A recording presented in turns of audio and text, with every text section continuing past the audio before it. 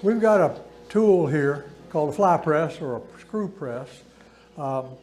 This was very generously donated to us by Julian Cook. It was his father's machine, and after his father passed away, he asked that the equipment get put into hands that will use it. So Julian donated it to the Guild graciously, and it's a wonderful little machine. So we appreciate having it, and it was a generous gift.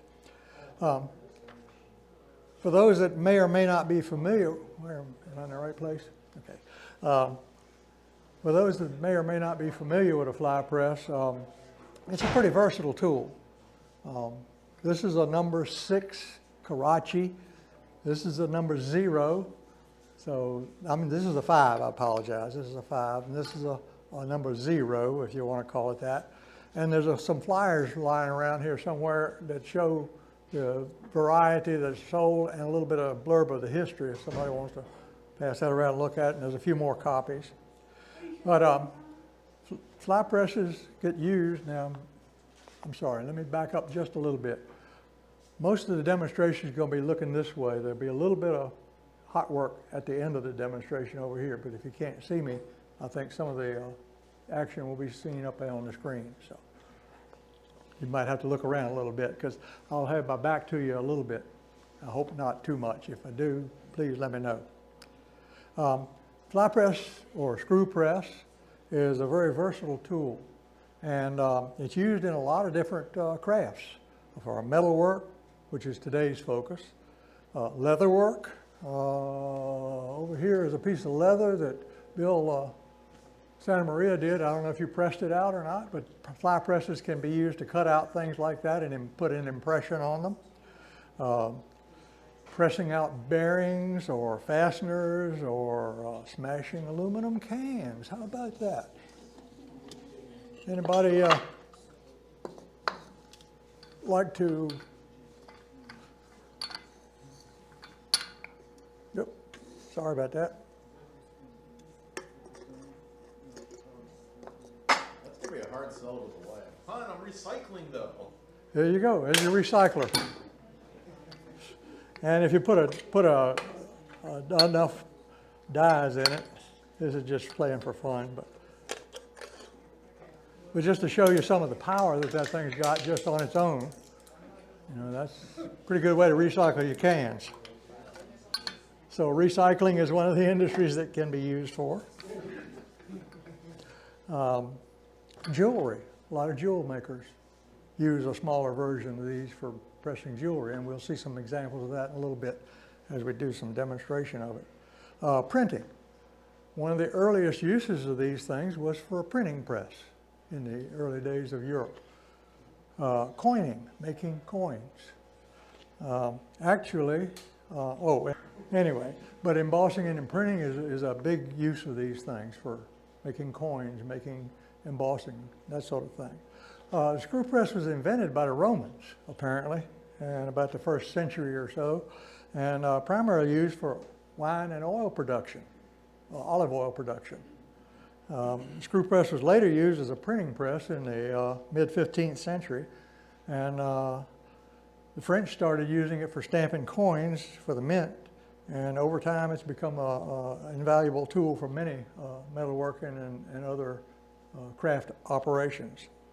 Some of the strengths of it, it's a very versatile machine. There's interchangeable tooling you can put in the holder. It exerts a lot of force, and I'll explain why that happens in a minute, but it can exert a tremendous amount of force, and it's very controllable. It's quiet.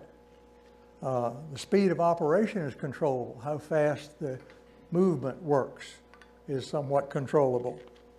There's no power source required other than your muscles. And it can accommodate hot or cold work, and it's especially useful in the cold metalworking where you've got to have a lot of force over a small area. Has some limitations. It's a little bit slow compared to something like a power hammer or a hammer and anvil, but it's very controllable. The depth of the throat, which is the throat is this area through here, and the depth of that throat from the tool to the back can be somewhat of a limitation. There are a few other models of fly presses, especially some of the European ones, that have a deeper throat area. And the other thing is the travel of the ram. The height at which you can raise the ram can be a limit depending on the size of the work you're working on. And obviously the bigger and smaller machine are going to make a lot of difference in what you can do and what size of work you can use. So those are some of the, let's talk about the parts of them. First, the thing is massive, it's heavy. And that's to give it strength because you're creating a lot of forces here and a lot of impact. And so you need a strong frame. Plus it's heavy. So when you're pulling on it and imparting a lot of force and momentum to it, it won't move as much.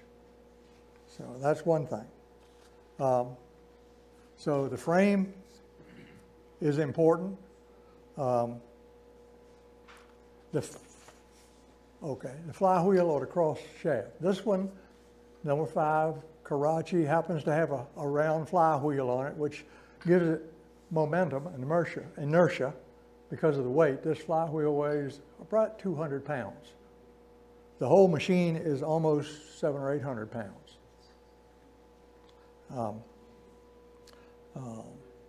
So it has, in addition to the flywheel and the arm mechanism, and one thing I'll point out to you is that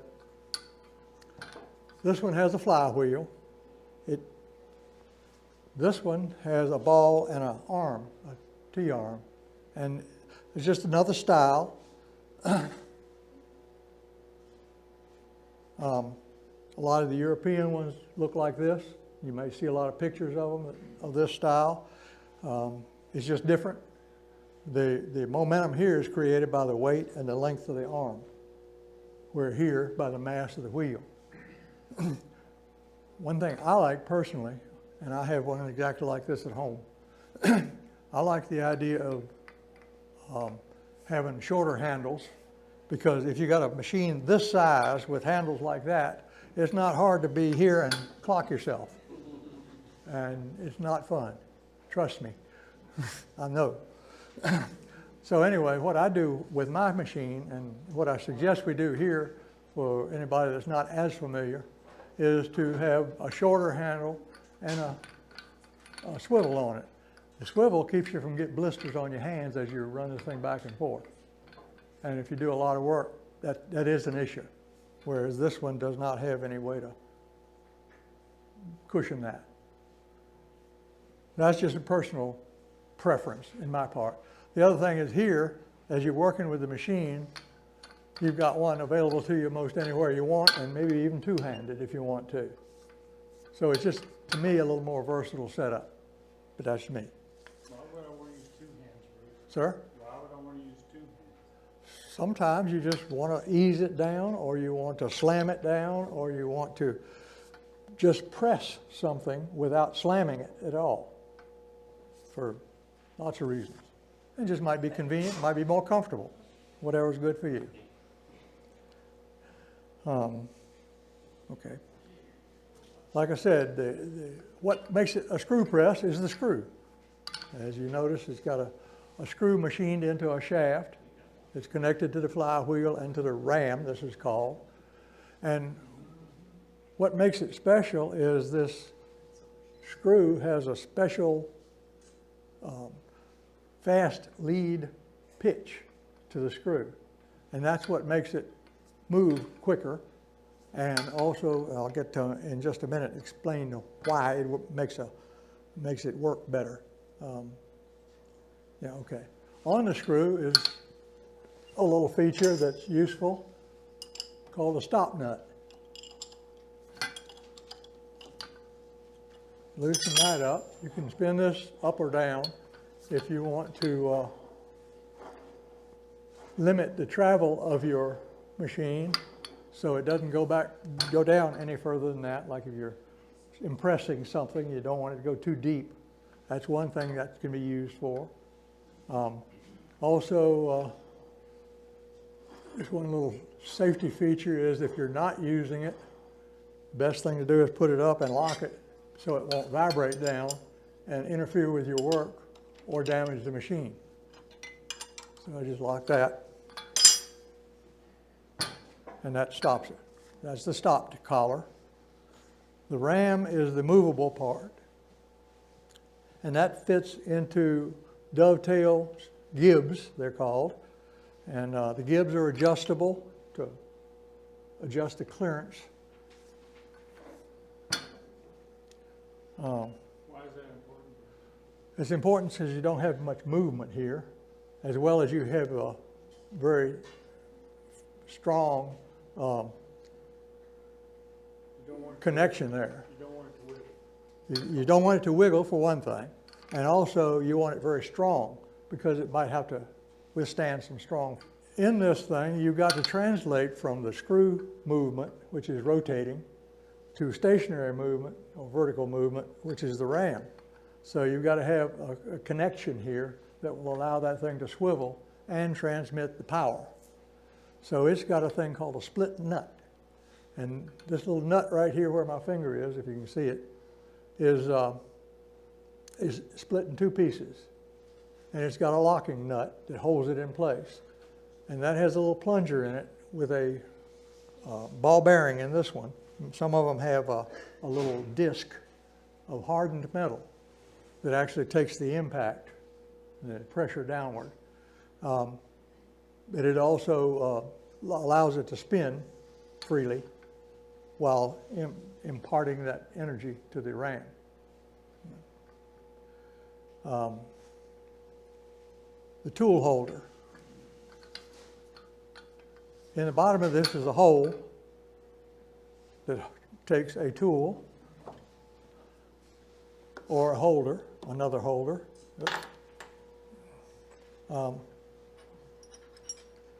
Basically, what you're doing there is inserting a tool into the holder.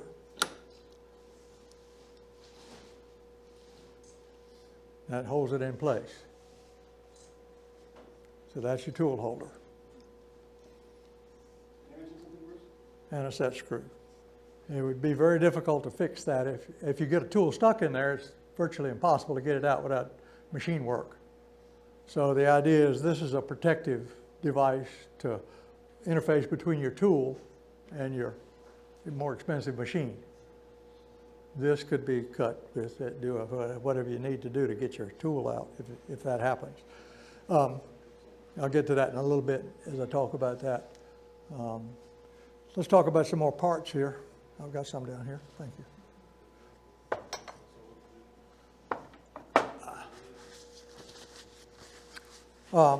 You've got the table, which is your work surface, and these screw pressers come with a lockdown device that will screw out here to lock down a piece of work so it holds it still while you're working on it. Or we'll show in a minute just another way of doing that. There's a hole in the table. Matter of fact, if I can get it out of here. There we go. There's a hole in the middle for if you want to pass through something, like you're punching a hole and want to go all the way through, or if you want to put a different kind, if you machine a piece here that has a die in it of some kind that you want to be precise with, like if you're punching through a die and it has to be precise, that's an opportunity here. So that's another feature of these things. And this just fits down in there. Yes, there we go. And then it has T-slots. The T-slots are to accept a bolt and a nut to hold a plate on it to extend your table. And that's what this is about.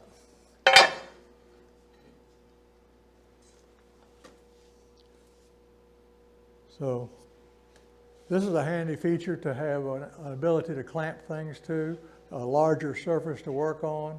You can make a variety of these things. There's an adapter plate that we'll use later and show you that we can clamp onto that. So this is a little little more facile to use than the bare table of the fly press. So that's why this is here. Let's talk about what makes a fly press work. Can you name the 6 basic machines? Remember in grade school we used to learn the 6 fundamental or the 6 simple machines? What were they?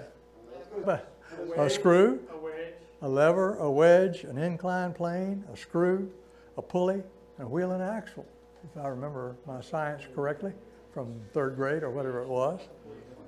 Well, a screw, if you think about it, a screw is an inclined plane that's wrapped around a shaft, right?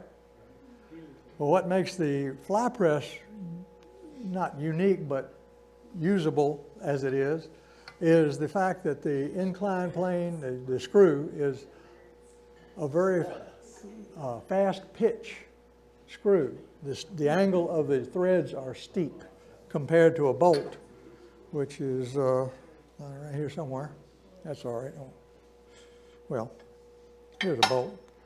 In a regular threaded bolt, you've got the same idea, but the edges of the teeth are tapered for one thing, and they're very flat, angled. So you can put a lot of pressure on a bolt nut, right? Or clamping force. Well, on this one, you want it to move faster, but you also want to exert a lot of force. So these threads are first square, as opposed to tapered like a thread on a bolt. And that does 2 things. That gives you more bearing surface for the lubricant to work, to allow it to slide freely and exert a lot of force. And it also makes the teeth or the threads stronger. And another thing you'll see is there's 4 leads. 1, 2, 3, let me go back, get a little higher here. 1, 2, 3, 4. So as opposed to having 1 lead, which is a thread, a bolt and a nut, it's got 4 leads. And again, that spreads the load out over a bigger area, gives you more strength, gives you more room for the lubricant to work to help move things along. And Well, don't we have square threads on our post vices? that's the same thing, same idea. So does strength. The difference in a post vise is more like a bolt. You're slowly tightening it, and you got a long lever arm to wrench down on it. This one, you want it to move quickly, and you want it to move with a lot of force. There's some advantage to having it spin down by itself sometimes. There's other times that's a problem. Some people like to adjust there so it does not spin down by itself, but it's very easy to start. So, that's kind of a preference thing, and depending on the kind of work you're doing and how delicate or how dangerous your fingers are around things that you need to watch out for. So the screw also has, as I mentioned before on the stock collar, also has a fine thread up here, which is a regular nut and bolt. And that's how you adjust the stop collar up and down to wherever you need it. I'm going to put it up here somewhere like that just for, all right. The flywheel or the cross shaft are what provide the momentum and the inertia to help generate the force. This number 5 is, they say, rated nominally at 6 tons of pressure. Now, I'm not sure whether that's where you're slamming it down or just pushing it. I'm not certain. But they claim this one will generate 6 tons of pressure. So, roughly. I mentioned the handles.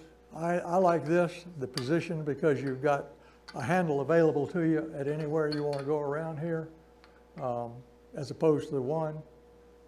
On this one, if you want to adjust the position of the handle, you've got to take this nut out here.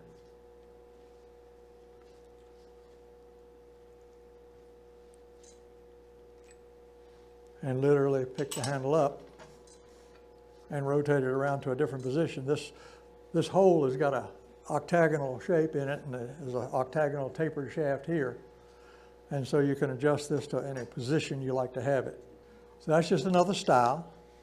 a little different. If you watch a video of Christ-centered Ironworks, he's got a number 6 Sweeney and Bloxage, and his is this style, but it's a huge, the arm is like 3 or 4 feet across, and the arm here is 3 feet long, and when he swings that around, I mean, it's a big circle of stuff you about to dodge.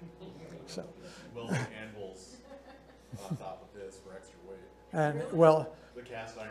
the one on Christ-centered Ironworks, if you watched his video, he has a taller space between the table and the ram than either of these, because it's just built a bigger machine.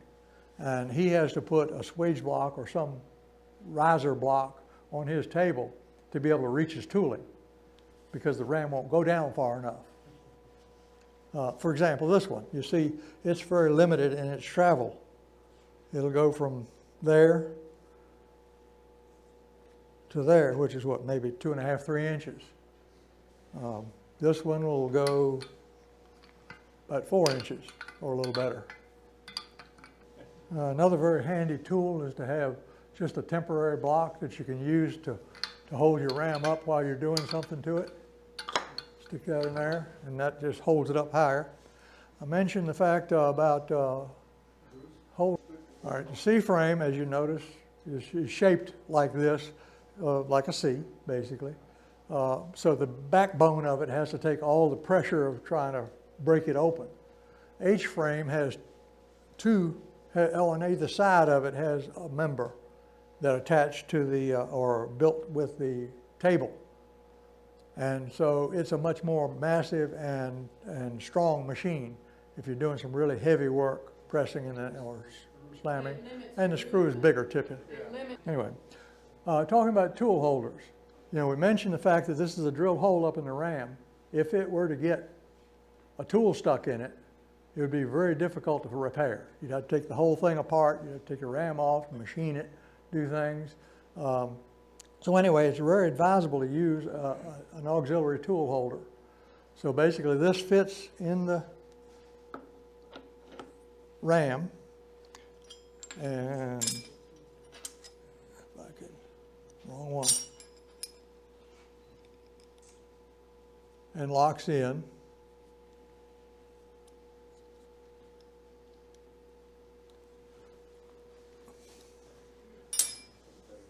And then you can put your tool, whatever tool you're using, in it. You notice all these have shoulders on them. Well, this shaft is a little shorter than the hole in here. And so this shoulder here rests against the bottom of the ram. Likewise with the tools, you'll see most of these tools will have a shoulder of some sort. And I'll get to that when we talk about the tooling too. But basically that'll bottom up in the hole. And the collar is what takes the force, so that you're not pushing against this end and making it mushroom or spread and stick inside the hole of the ram. Likewise in the hole of the holder. So this shaft on these is about 1/8 of an inch shorter than the hole in it is, so that you will, so it bottoms out in there and won't get stuck. Does that make sense? Okay, so let's put talk about the diameter of the shaft. This particular machine uses a 1-inch diameter tool in the ram, and I've got this one. This tool holder is an adapter, and basically it's a sacrificial piece of equipment in case something happens and you get one stuck or boogered up, or the set screw digs in and you can't get it out easily. But this just happens to be 1 inch up in the ram and 1-inch tool. I have others that are different sizes. This one is 3/4 of an inch, the hole here, but this is 1 inch. Am I in the camera okay? Okay, just want to make sure. All right, and where'd it go? Here it is. This one actually has a 1/2 inch hole in it. This one fits either in the holder or in the ram. You can stack them up if you need to. Although The problem with that, it limits your travel here. So that gets to be an issue real quick. What else were we going to say about that?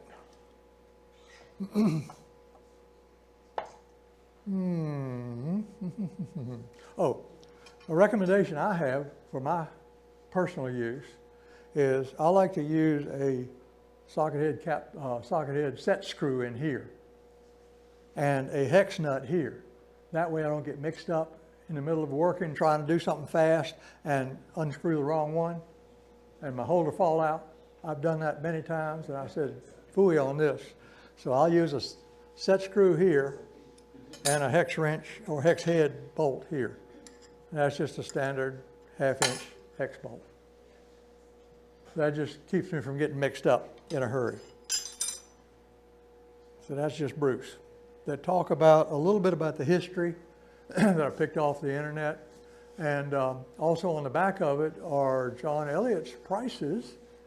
It turns out that there is one North American supplier of new fly presses, and that's Blacksmith Supply Company run by Mr. John Elliott. And if you haven't, whatever. But John can get you a fly press.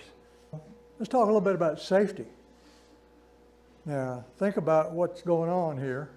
You know, you certainly don't want to be exposing yourself to things like that. Fingers, positioning of fingers is extremely important.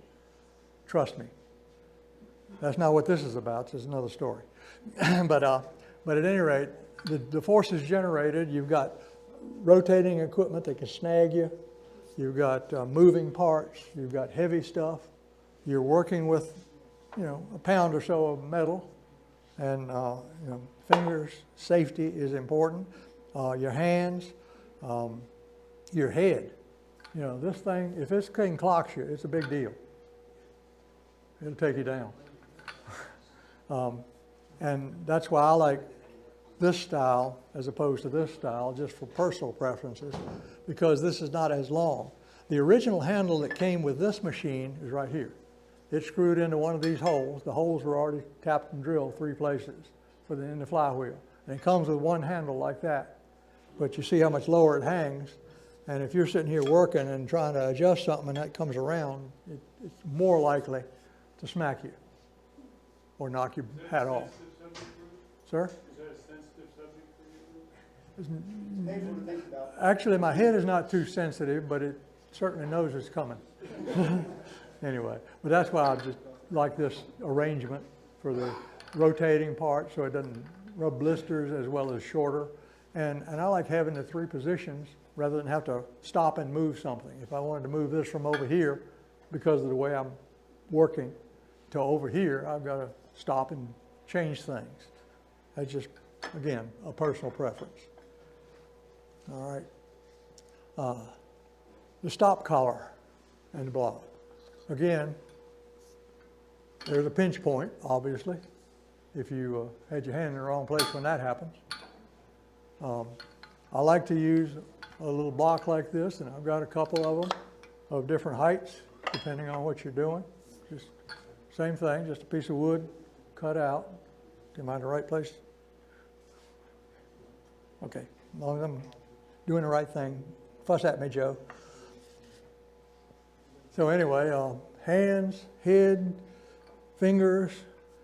It is a very good practice to lock this when you're working because it can just vibrate and interfere with your work or make you do something that surprises you that you don't expect, and that can cause another problem of some sort.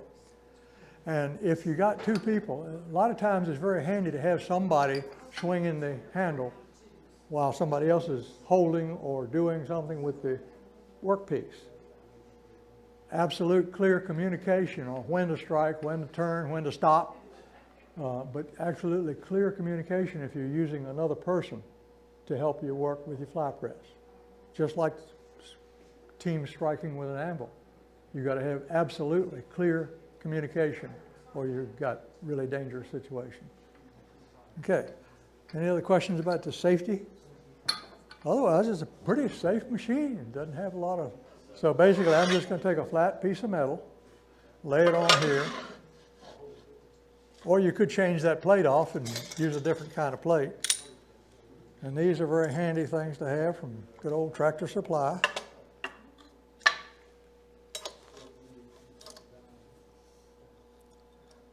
Just to hold it in place while I'm working so it won't move around. On my fly press at home, I have a 1-inch thick plate that's just flat, and because I don't use a lot of pass-through stuff, and it works very well for me. Depending on the kind of work you're doing, this is probably more versatile because you can change it quickly from one to another or do a pass-through or something like that with it. So that's quite acceptable and very easy to do. Let's do, where'd I go? We'll just do this. So we'll put a tool in. Now this tool, I couldn't talk about the tool. This tool is just nothing but a piece of half-round bar stock. Over here, Joe? Did that do it? There you go. Just a piece of half-round bar stock welded to a bolt. And that's a 1-inch bolt cut off to about 1 3/8 inches because my hole is 1.5 inches deep. And that's all there is, just welded together. So, you know, the tooling for these things is absolutely unlimited, only limited by your imagination. I'm going to put that up there, hold that. I'm going to set this in here. Lock my set screw. See what I mean?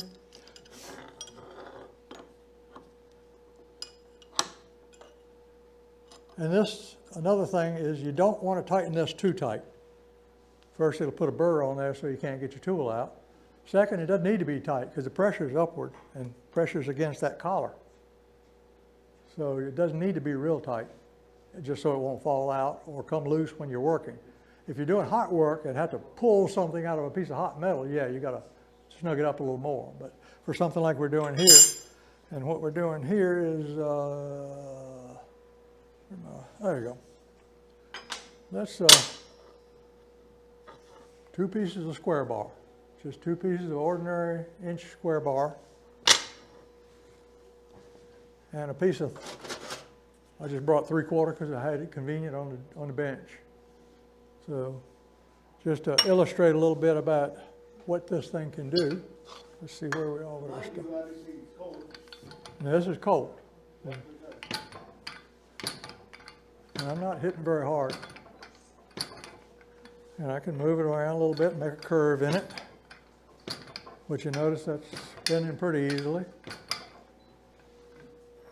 I bent 1 inch in mine.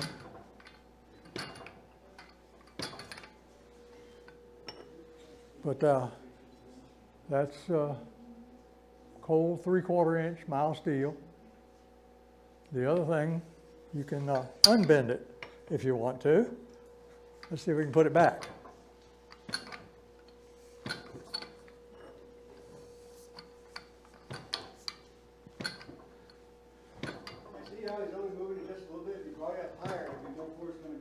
I'm trying to hit the high spots.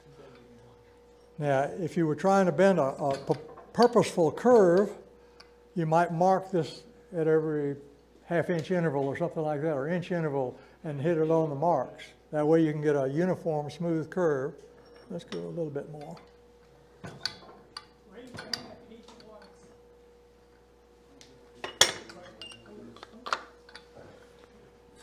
So now we're just about back to square.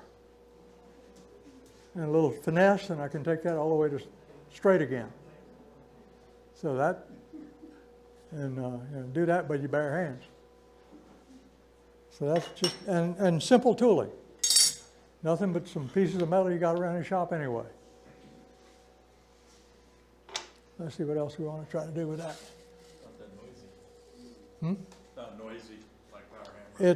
That's another feature. This is a very quiet machine. If you're in a neighborhood that doesn't like power hammers running, this is a very handy tool to have.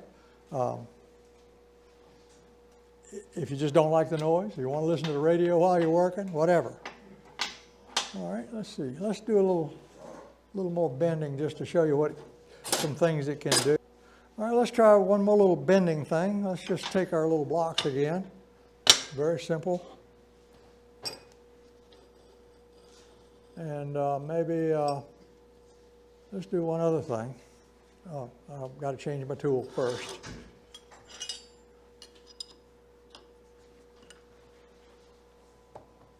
And let's put this will do. All right. Oops. I throw stuff all over my shop. But like I said, this tool is a little taller. So taking into consideration the size of your tool, or when you make a tool, the size of your machine, that makes a difference. And I didn't know enough when I was making the machine when making these tools to know what to do. So it's just, some of these are experiments actually, or things I built for a specific use, and then trying to adapt them for something else. But the imagination is the best part of this whole business. Let's see what we can do. This is a piece of 1 1/4 by 3/16 metal, and just a couple of bars. Got to get your tool out of the way here. I'm going to embarrass myself before the day's over. All right, so I've got that same little tool, and if I wanted to make, say, a collar, this is a piece of 1/8 inch by 1/2 inch, and a simple tool made from a piece of, what is that, 3/4 by 3, 2 1/2. So we're going to just put our collar in here, and raise up a little bit, and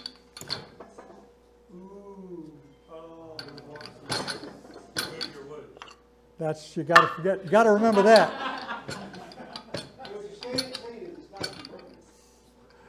No nervous here.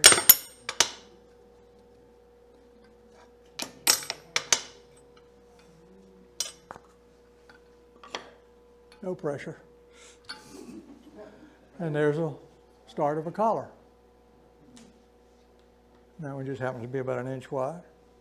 So anyway, that's a very convenient thing to do, especially if you're doing a lot of collaring, building a handrail or something of that nature. That helps. Just lay it up on the table. That little table back there, by the way, has got little experiments I was doing, getting ready for this thing, just some odds and ends you can do, punch, do things like that. We'll show some of them today. The other thing is save a couple of iron in the hat tickets, because the things we do here and those little trinkets that are on the table there are going to be an iron in the hat before it's over, but they won't be available until the end of the demonstration. So reserve a couple of tickets for those, if you will. Depends on the tool. Most of this is mild steel. Now, some of these punches are alloy steel because they need to take the heat and the pressure, and especially when they're hot. But most of these are mild steel, like say blocks. This is a piece of am I turning the right way? This is a piece of a jackhammer bit. This is just a piece of a jackhammer bit welded to actually I slid the nut over it and welded it. So that's how that one was made. Feel free to come up and take a look at these things. Most of these tools here are mild steel, just a piece of 1 inch shafting with a collar welded to it. You can buy these collars at the hardware store or at McMaster Car or somebody like that. And that's just a piece of mild steel shaped for a certain purpose I had. I forget what I was doing, bending a nice radius on a bar. I did have occasion, should be over here, this thing. I had an occasion one time to make a hand. I don't know if you people came to Caitlin Fest last year, but you might have seen Newton, that little mechanical man. He had fingers. Well, I had to find a way to form a finger that looked like a human hand. So basically, I made a curved chisel. I don't know if you can see that or if it goes over here. There you go. That curved chisel, and made an indentation in a piece of round bar. Well, I got to get my hand right. There you go. We'll do that a little bit later if you want to see it again. But basically made that indentation, and that made like the crease of your finger joint. So that's how that little finger was made using this tool. Screw that back over there. So can you make me a prosthetic for my missing bit? Probably. We could make you something anyway. We're blacksmiths. We can make stuff. Yes, sir. I said Bruce can do it. There you go. All right, let's see what else we can bend here. Oh, one thing you are limited here is when you're working under the ram, you're kind of limited if something wants to, if you were trying to bend a long piece into a V shape. Suppose we had a V-shaped tool like that. That's two pieces of square bar welded to a piece of flat plate, and just to create a crease there to bend something in. Matter of fact, we can demonstrate that, and I'll show you what we're talking about.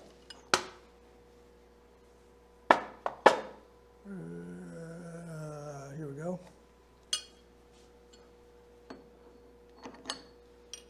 And by the way, there's nothing says this has got to be a straight shaft. I use bolts, and you use the whole bolt. You don't need to just stop at the straight shank part, because this doesn't have to be tight. You don't want it but so tight, and you certainly don't want it really too tight on those threads, because they will deform and stick in there a little bit. But let's say we want to bend a little bend in our metal.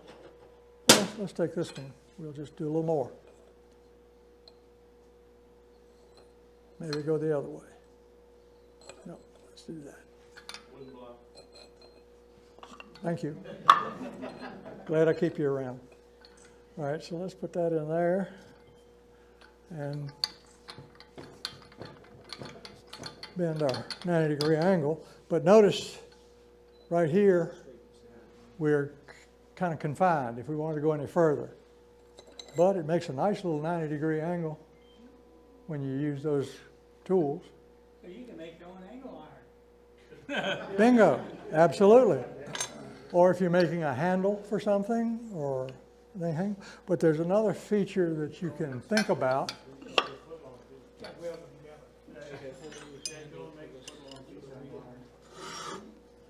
Hey, Bruce, I noticed these tools are offset.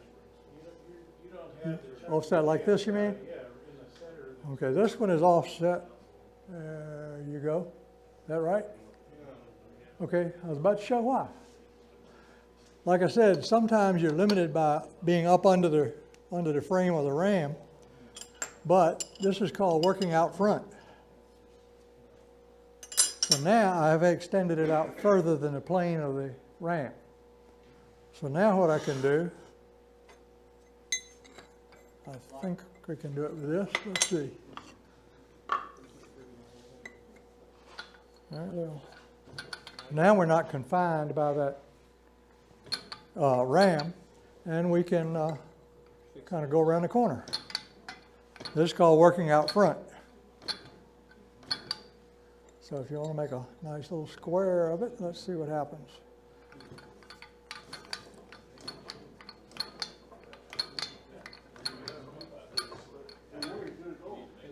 And that's cold.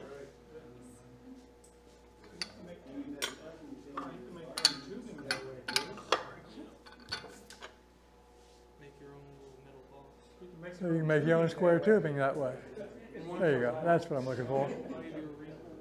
I got to work backwards here. That's what you're looking for. I don't know if you can see that or not.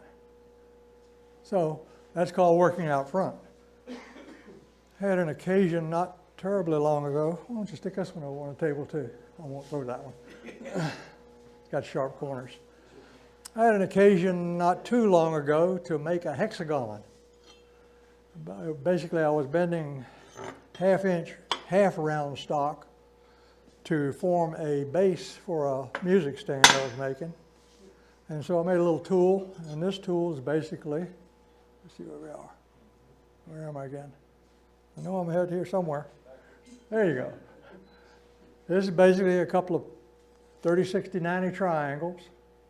There you go. 30, 60, 90 triangles with a groove ground into them, welded to a plate, which just happens to be the right angle for a hexagon. Now, I didn't have the top piece for that right now, but suppose we want to bend a hexagon. Just get the block out.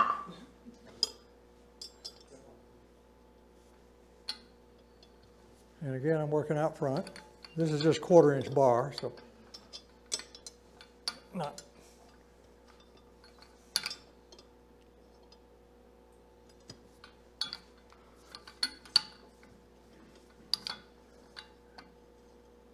Oops, get a little higher. Come here.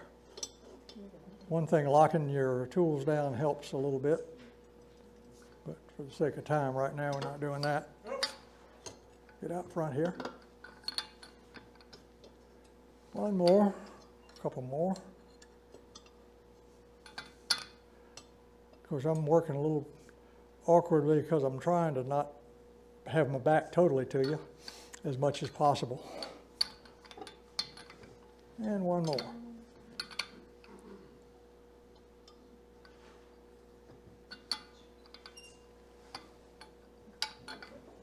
And that's just close enough for demonstration purposes. So you don't need the flat press, Bruce. Huh? You don't need the flat. But anyway, if you're doing something like a unusual shape or something like that, you can do all kinds of things, and you can make a full circle. I've made rings. I did not make these rings with it, but but it can be done. I didn't bring the long fixture with me, but anyway. So that's just something you can do. Well, let's put that one on the table.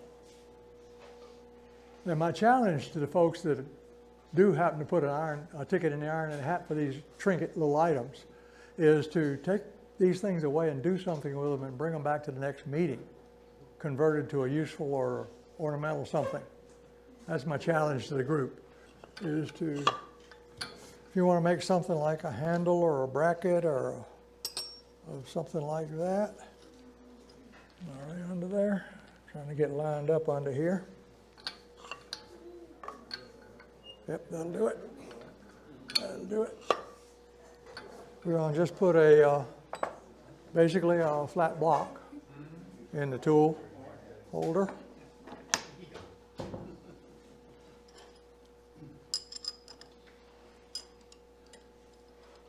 Oh, come on. And is that all I need? I think that is. Okay. So now all I've done is got two little blocks like we had before, except they're tied together this time so it won't pop out. Now let's just set this right on here and see what happens. And I'm watching my fingers, of course. But let's see what we got here. So let's bend that down. And got to yuck on this one a little bit.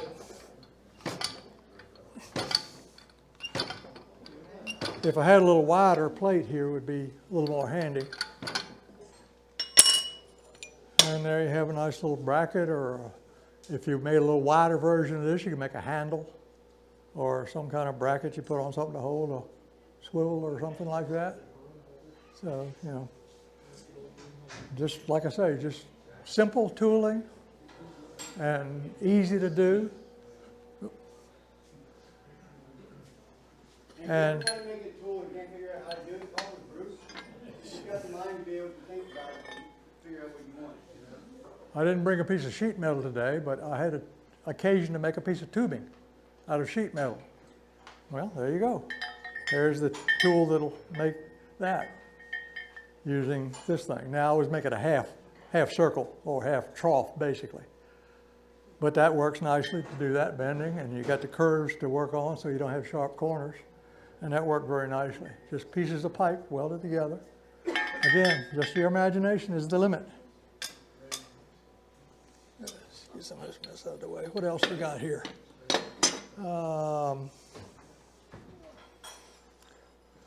Well, let's quit talking about bending and straightening and talk about, let's see, did the hexagon. Suppose you want to make something round.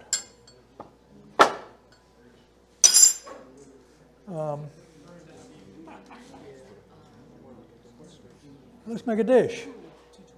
Make a bowl. Okay, we'll make a bowl. Make a bowl here. This is a bowl I made on the fly press, and a piece of pipe I welded it to, and that makes a beautiful little dishing tool.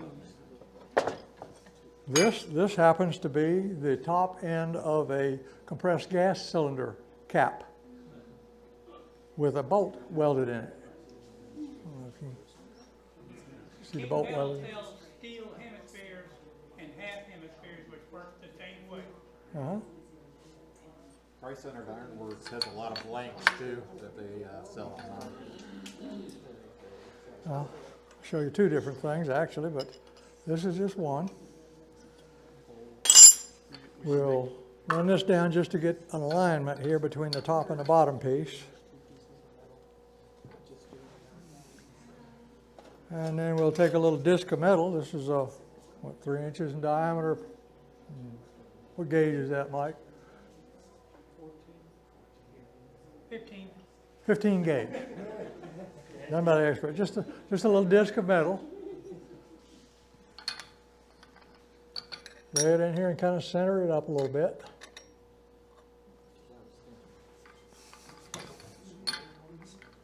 And push. Now this is cold. It works a lot easier hot. But if you're making something like a candle cup, or a little dish of some kind, or a nut and bolt holder,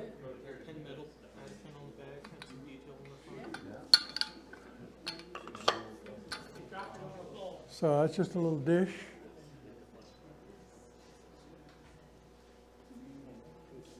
Put that on the table too. And basically I've got several different sizes. This is another dished piece that basically, this is 1/4-inch thick plate, a round disc of it, that was made by mashing it down into this, or one like it, of the right size. And I did it hot, of course, and we'll do that in a little bit, show you that too.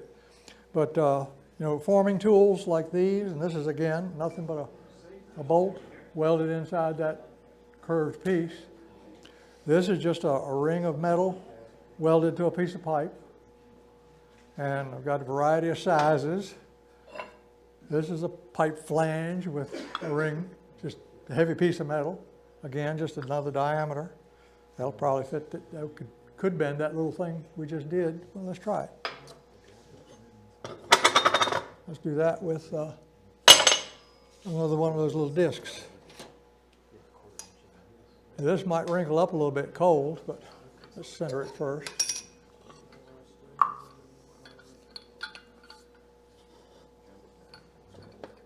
right, center it up. Lay this in here, and let's see what happens.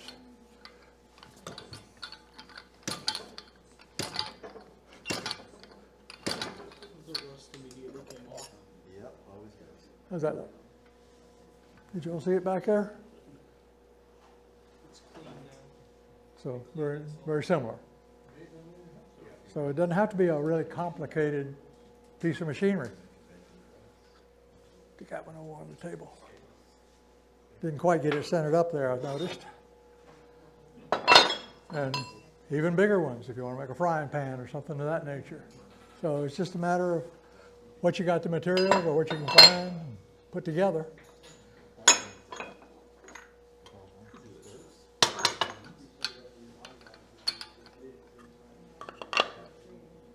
And these are nothing but smaller versions of the same thing. Smaller, one's a little deeper than the other for dishing.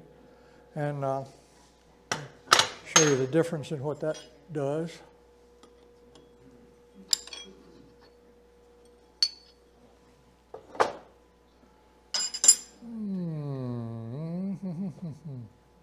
That's not the one I want. Let's use this one. This is nothing but a big ball bearing welded to a piece of 1-inch bolt. You see that or not? Now this one does not have a collar just because I hadn't put a collar on it yet. So I'm going to take the risk because I'm not going to push very hard of getting it stuck in my holder. But not too likely on the little piece I'm going to do here. Again, another little disc, same thing. But this time, I might have to turn my back a little bit to you to do this, but let me see. Let's see if I can do this. We're going to basically punch a little bit down in the center of it. I'm going to move it around a little bit with my fingers while I'm doing it. I don't know if you can see in the camera there. Now it's wavy. You see, it's getting a little wavy and I'm off-centered. I'm just showing you the kind of progress. We can work our way around that just by continually moving the disc around in the little shaping tool and gently moving it. This is a nice thing, you can kind of move slow. Now you're getting a few wrinkles and that sort of thing. Where are we? There we go. A few wrinkles, but we can work those out too by just, let's go a little deeper here.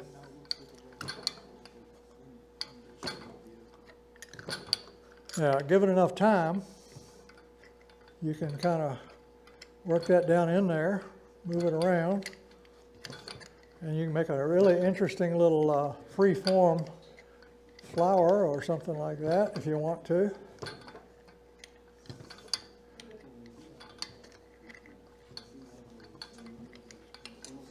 You can make some interesting looking little things. There we go. What I'm doing now is the form I'm using is a little shallower than the first one I started with. And let's see what we can do with that. Again, this is all cold work. Of course, this is thin metal too.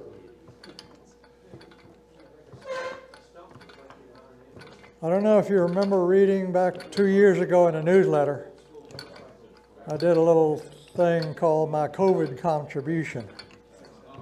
And that was making two hemispheres just like this and welding them together and welding little pegs in it to make a COVID molecule. But you can just sit here and play with this as much as you want to and then turn it into a little dish and smooth out those wrinkles. So it can be done pretty controllably.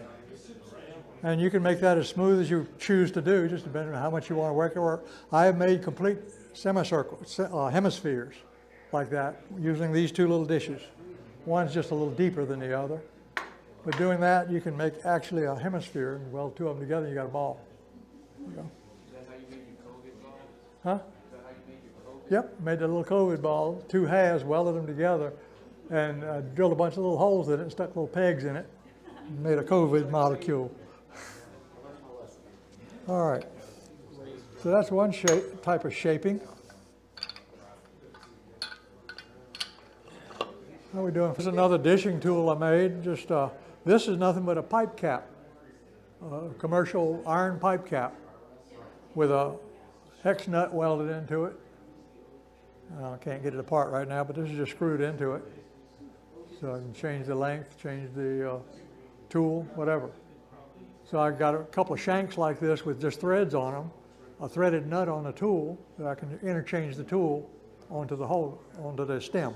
All right, let's talk about doing some chiseling. One of the tools we have is a chisel, and this chisel is made from, I think this is S7, I think, because I had a piece of it. But basically I formed a chisel, and this one is actually silver soldered to the face of a nut. I just smoothed off the face of the nut real flat, smoothed off the end of the tool after I forged it and made the tool, and made a little holder, set this in my forge, put a little ring of silver solder on the top of the bolt, set this up there and turned the fire on. When it melted, I turned the fire off and left it. An hour or so later when it was cool, took it out, and I've been using this for 7 or 8 years. And it hasn't come off yet. And that's just silver solder between the two pieces of iron metal. So that's pretty strong stuff to me. But anyway, this is just a plain cold chisel or hot chisel. But we show a little technique here using, where am I? Looking for, oh, there's my fence. Another little trick we can do is if we want to do something on a straight line. All right, Bruce, you didn't tighten it up, dummy.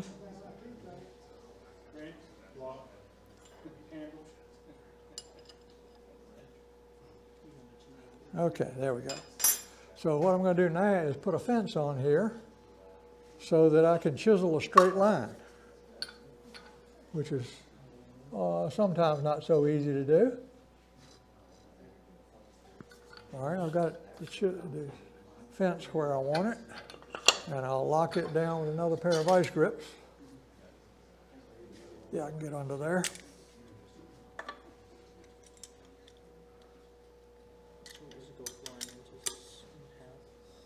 That'll never work.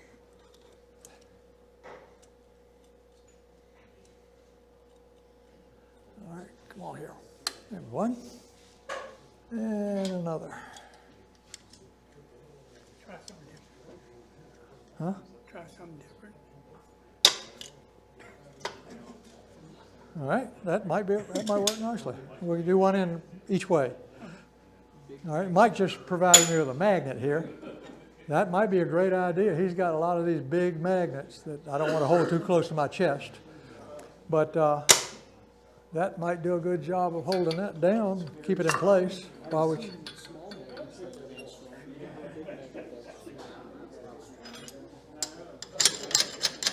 I'm just lining this thing up, back up again because I moved it. There we go. All right, now let's get cranking up here. Suppose we want to make a nice little decorative collar, let's say. Suppose I want to take, here's my piece of 1/8 by 1/2 again, and I want to put a couple of little chiseled lines down it when I make a collar. Makes a really attractive little collar. So what we can do is put that in there up against our fence. And very gently, this is where you got to watch your fingers. I don't know if you can see this on the camera or not. Well, let me start from the other end then. How's that? You see the groove? So that's making a nice little straight line groove, very gently in that metal. I'm going to watch my fingers. And you can make this as smooth or as ugly as you want, but then let's turn around and do the other side. Let's do both sides.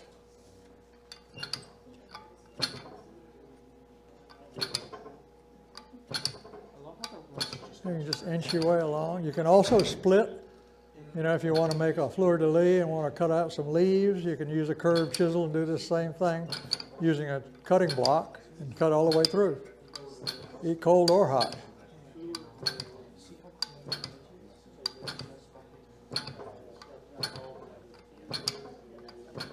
All right, let's call that good. So there's our, where am I? There's that little grooved piece. I don't know if you can see that groove clearly enough or not. Oh, there you go. That won't focus that way with it. I don't know. Anyway, well, if you want to pass this around, you saw how we made the collar.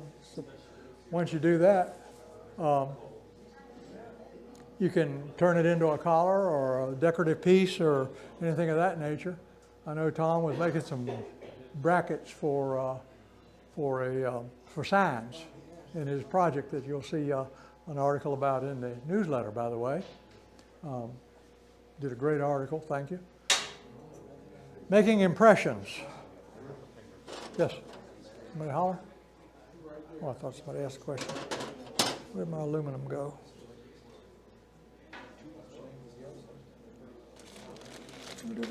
pieces of aluminum. There they are. Another thing you can do with a fly press pretty conveniently, I mentioned coining and impressions and that sort of thing, is, there you go. Let's not get this here just because it's in my way.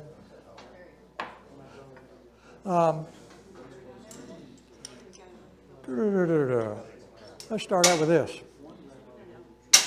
These are tools that John Elliott picked up in a tool sale somewhere. They were fly press tools somebody made, and if I can get it in the right place, you probably can't see much detail on the camera there, but it's a little, I call it deer foot, and I'll make an impression in the aluminum here and show you what it looks like. But it's a nice little decorative thing. It's an element that shows up a lot in floral things, like acanthus leaves and that sort of stuff. And it's a really fun little thing. I did not make these. John got them at a yard sale or something. Let's see, can we get down far enough with this? Let me see. Oh yeah. Okay, well I just put that little tool in there. I'm going to just make a couple of impressions in aluminum here, just because it's simple and convenient and quick. So let's put one in here. I'll put 2 or 3.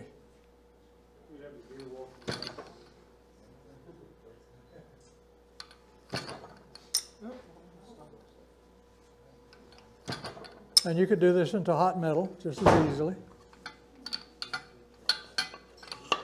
The one thing, if you're doing stuff like this, you might have to do a lot of tool changes, but that's just a matter of working things out in your time and your sequence of work. And the reason I'm doing this is because they're alternate curves in them.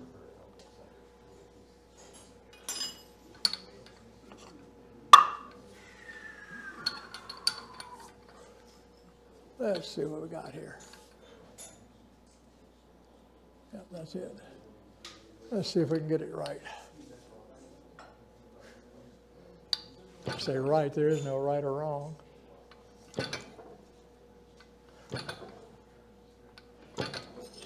Stuff like that's kind of fun. I don't know, will this show up or not?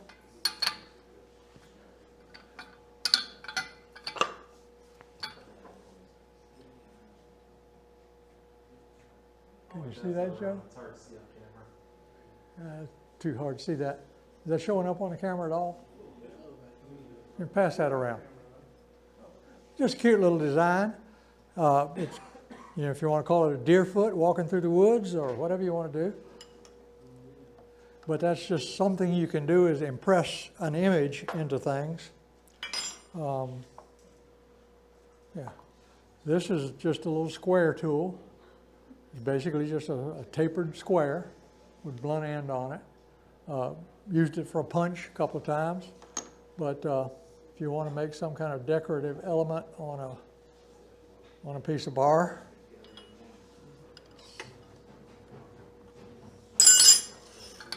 one thing you can do is decorate the edge of your bar. Probably ought to do this with a fence, but I'll just do a couple of them this way.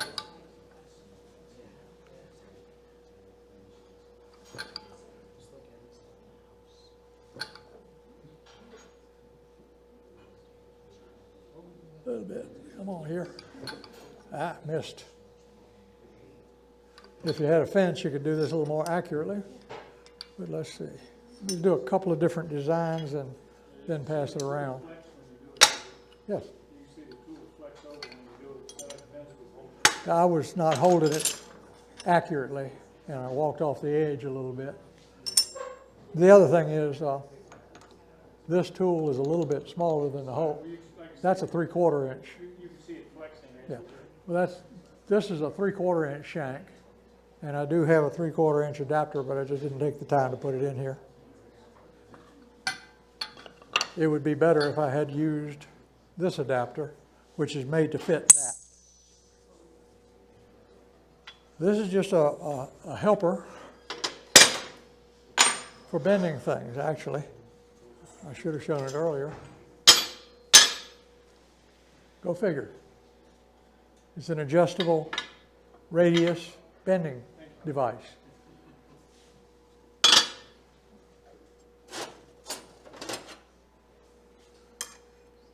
Well, we just start out big. And put a rounding tool in it.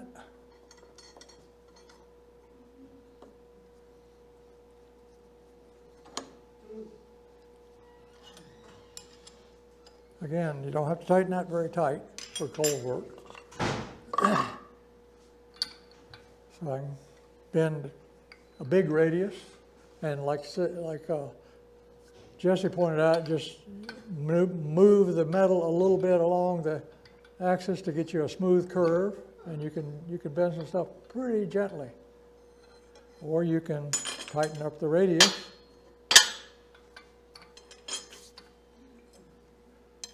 And bend a more aggressive curve.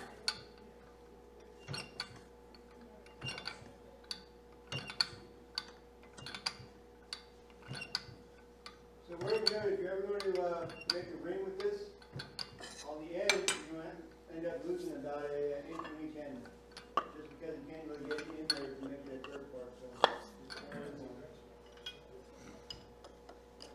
And again, working out front, if you want to do that.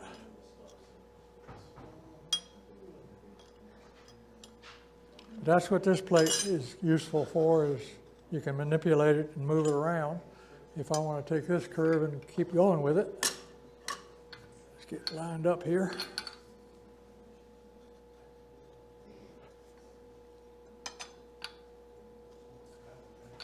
Kind of working backhanded here.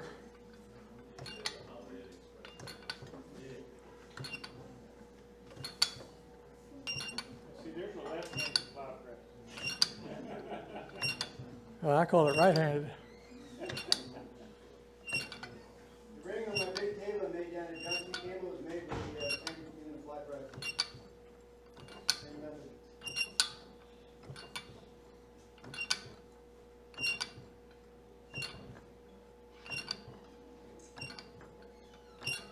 Let's see. I don't know if I got quite a perfect circle, but we're getting close.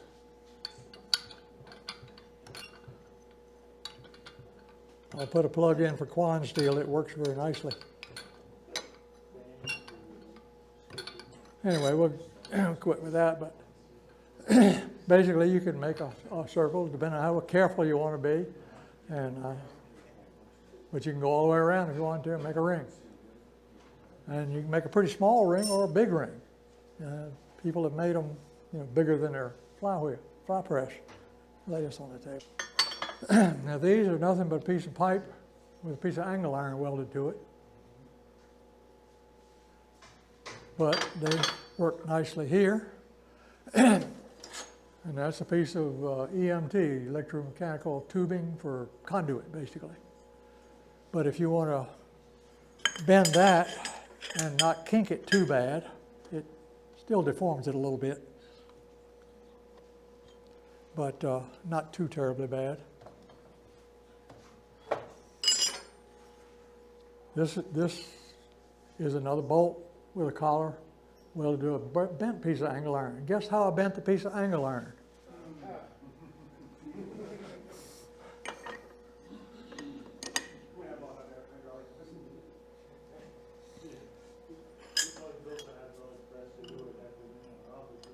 No, I did not. I did it on my machine like this one. Okay. So let's get her up here where we can get her lined up.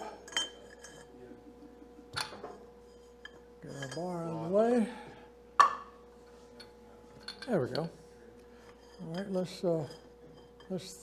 think. We can kind of put a gentle curve in it. We can't bend it too much because it just deforms the tubing, but just nudging it along.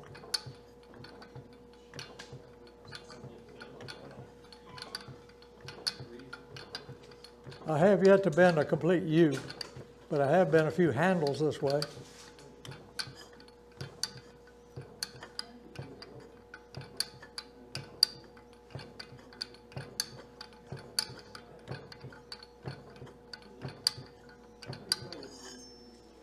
and it doesn't deform the pipe too much. So there's that. And if you want to go a little shorter radius, we can try that, see what it does.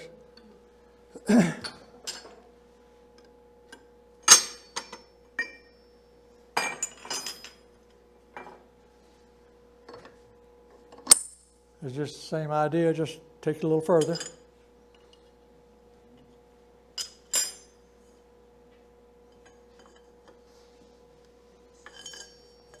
Probably go this way, it's easier where you can see it. Can you see it okay?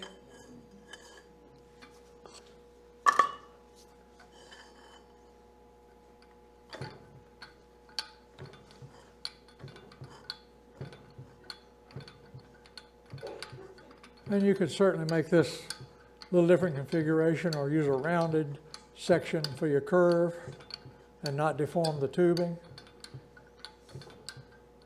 What if you filled it with sand and put it in rod at the end? Sir? What if you filled it with sand and rod at the ends? That would help, yes. Just, and probably warm, if you heat it up a little bit, it would help. Although you don't want to do that with galvanized pipe. But let's try a piece of square bar. We've got a piece of 3/8 square bar here. Let's see if we can do a little something with it. Get a little closer in here.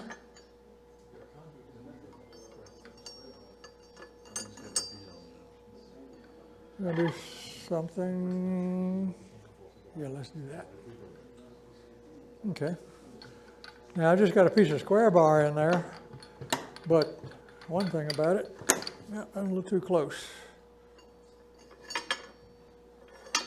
So you'd have to adjust your tooling a little bit to do some sharper turns.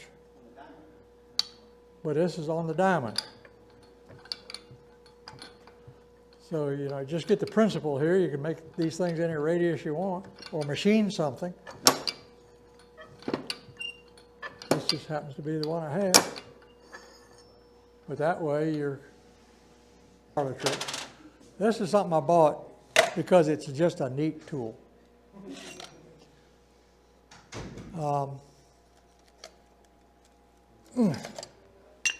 This is a hinge maker.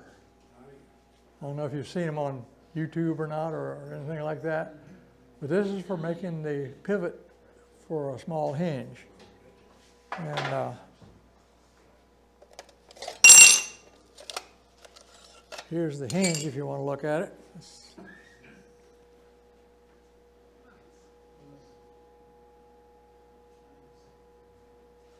That's the hinge that this makes. And came from James Stewart, Mosherville Road, Hanover, Michigan. He makes this tool out of tool steel. It can be homemade with a drill and a grinder, and they work. I just decided I was going to go the professional way and get one that I know works, rather than have to experiment a little bit. But at any rate, let's start one here. The way this thing works, and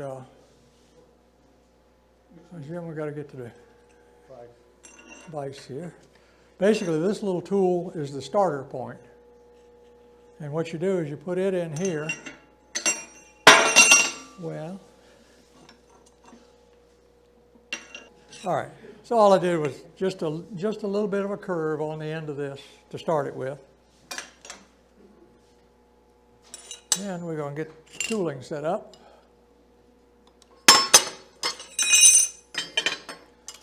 Let's see what we got. This tool came with it, and basically it's just for sitting in the vise and starting that little curve. I need the flat tool. There you go. Bruce, why do you want to start the curve first? Why do you want it to start the curve first?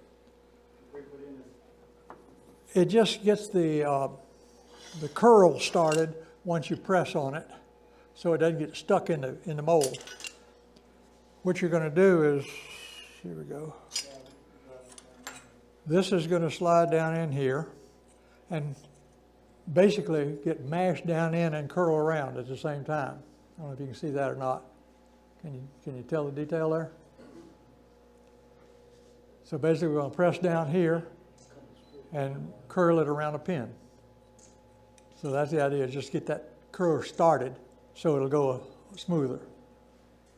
You can also drop oil in there for that. And I will drop some oil on it if I had some. Give me that's all right. It'll work like this.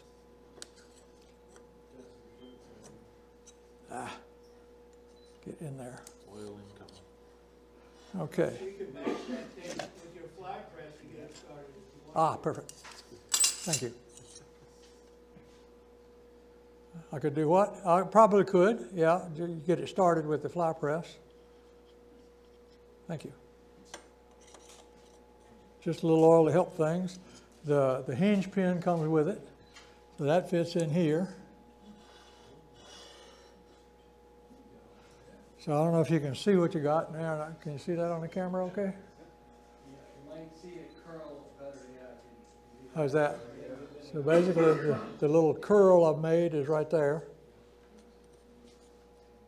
And the pin fits in there to sit tight. Now we're just going to mash down on it, see what happens. Get it centered up here.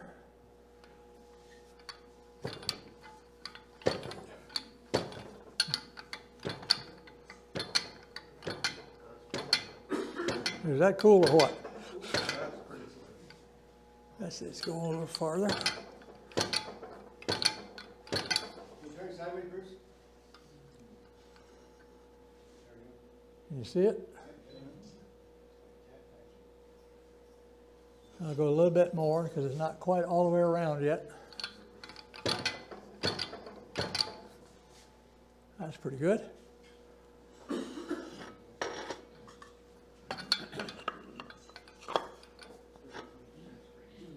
Now,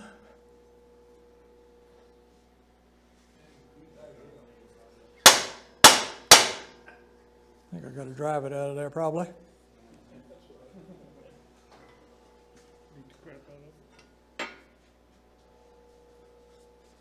Got a soft hammer? Perfect.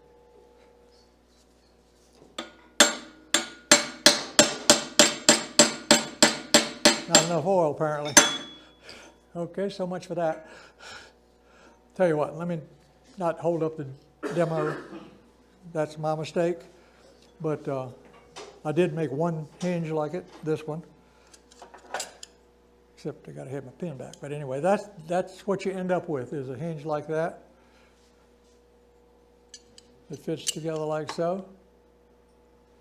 It makes a neat little hinge. I probably should have used more oil. Didn't do my homework well. But anyway, take a look around if you'd like to pass it around. You don't get that in iron and hat though. Did you get that? Thank you. Oh, that's the other piece. You do the same thing with the other piece, and you got your full hinge right there. But when I did that one, it was just very quick. I guess I must have not used enough oil or something. You can put that hinge in the vise and then tap off. Yeah. Or, a fly press. Yeah. But anyway, it makes a neat little hinge. Guy sells, blanks, or you can make your own. Yes, you could. But anyway, that's just a cute little trick that I think makes good sense. If you're going to make a lot of hinges, that's a really neat tool to use. And it's sitting right here if anybody wants to look at it. They make that tool in a smaller size for thinner hinges too. They make two different sizes. This guy makes two different sizes. You can make your own of any size you want, up to a certain point. But it's a really neat little tool. Coining, that was the other thing. I mentioned coining earlier, didn't I?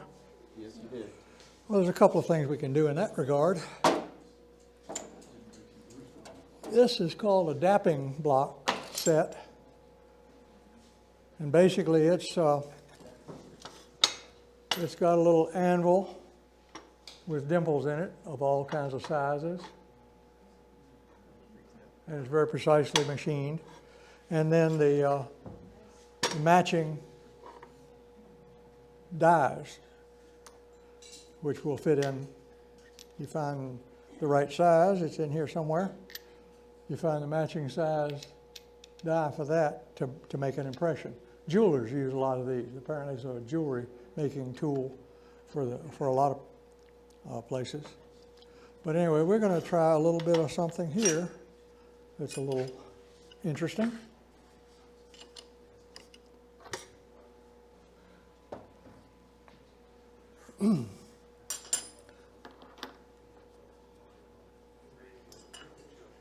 It doesn't need a fly press necessarily. You can use a hammer, but a soft hammer of some kind. But we'll do this.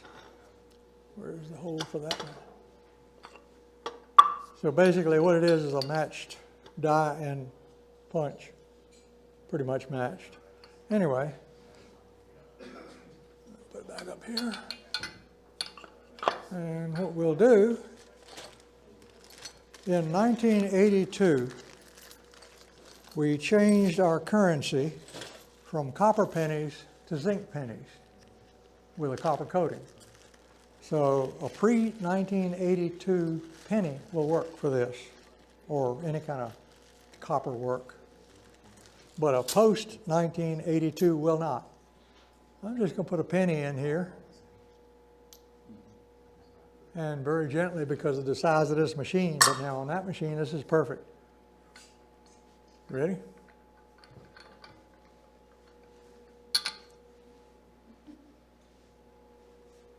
We'll make a few of them. How's that?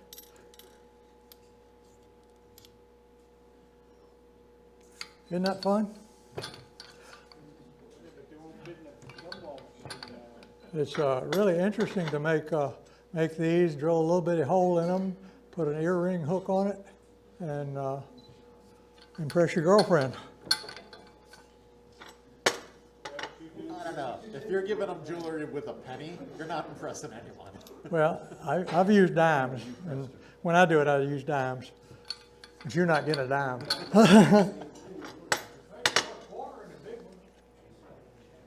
You could, but let me just put this back. And it's my understanding that you can change coinery of your own coinery without breaking the law. So some people ask, "Oh, isn't it breaking the law to destroy currency?" No, it's against the law to try and use after it's necessary. That's correct. So anyway, you gonna see them? But that's a little fun little thing you can do very quickly, simply. I just happen to have this block because I use it for other things, but the little jewelry stuff is a neat thing to do. What year were the dimes made of silver? Huh? What year are silver dimes? I don't know the answer to that.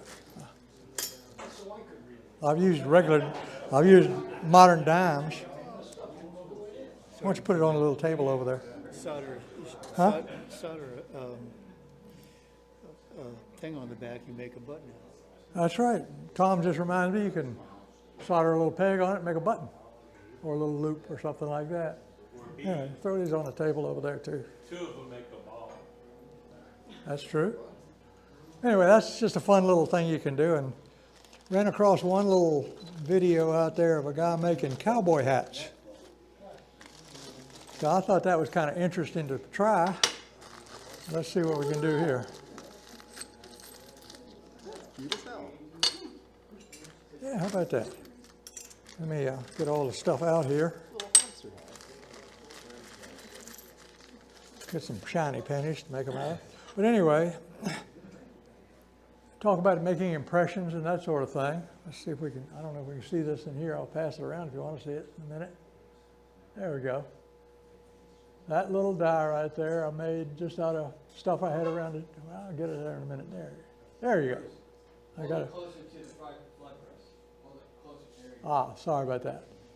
Anyway, it's nothing but a little peg. I drilled a hole in the bottom of a piece that I had impressed a groove in with a piece of 1/2-inch rod.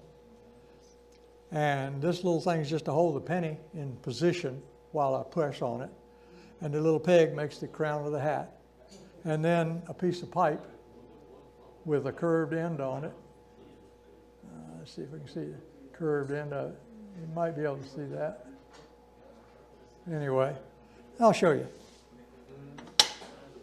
So we'll have to change our holder. Got to change the holder. Wrong one. For this one because it's a smaller stem.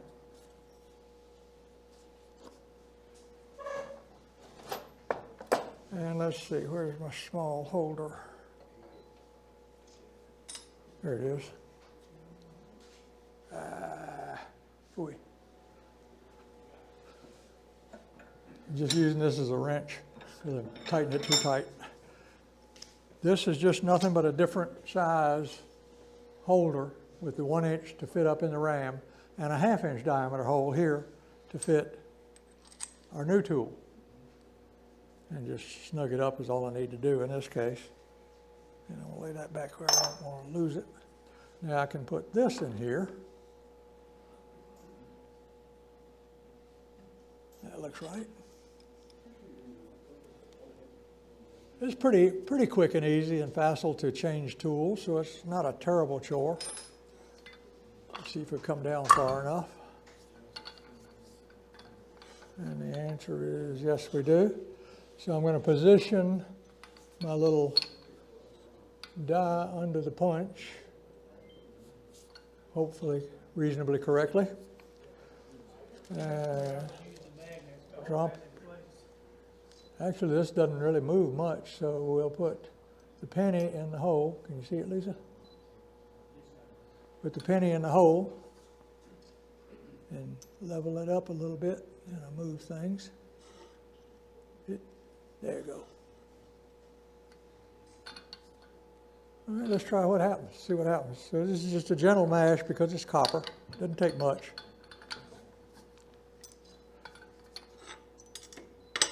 And out comes a little cowboy hat. To make the brim, the crease in the brim is another operation, which is just, where'd it go?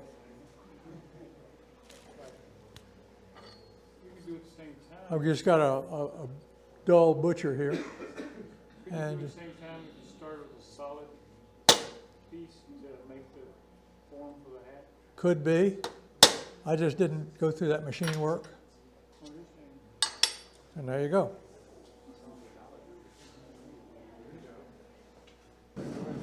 And I was asking about your offset. I was wondering why, and then you were showing me exactly why when you. So you can come out front and go around, all the way around. Claim to be metal workers or blacksmiths of some sort.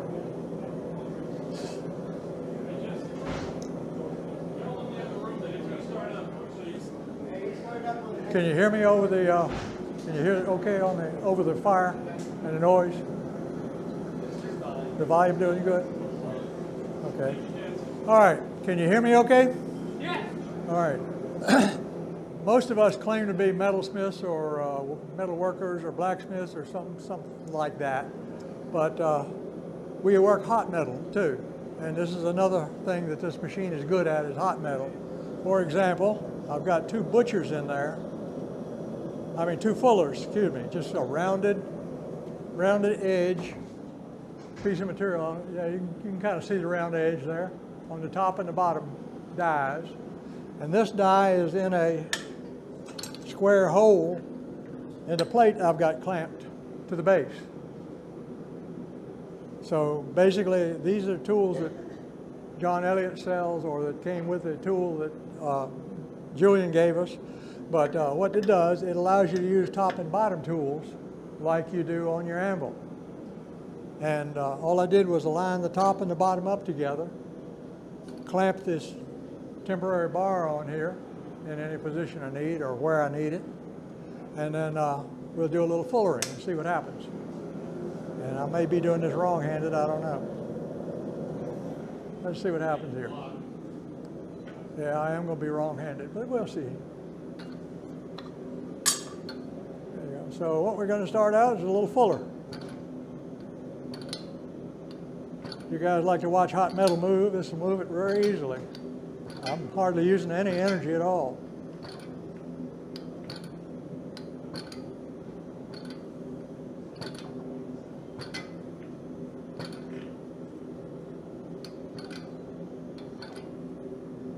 Of course, this is a little slower than working on the anvil. It's also difficult to work small material because of the heat loss is quick, and you're not as fast on this machine. Let me do a little more of that, and I'll show you what it looks like. But you can do a lot of blacksmithing operations like you would with a hammer and anvil on this machine very nice. This sort of work really lends itself a lot to having two people, one operating the ram and the other holding the metal the way you want it and moving it as you want to. Because, you know, trying to coordinate 3 different things at one time is a little difficult sometimes if you're trying to do some pretty stuff. But this, where's that little pointed piece with the twist in it that was out here? There you go. This is a little example of something I did at home, but I took my time and had plenty of time to deal with it. But this little piece here, all right, there you go, to the camera. Basically, that was fullered out, tapered down.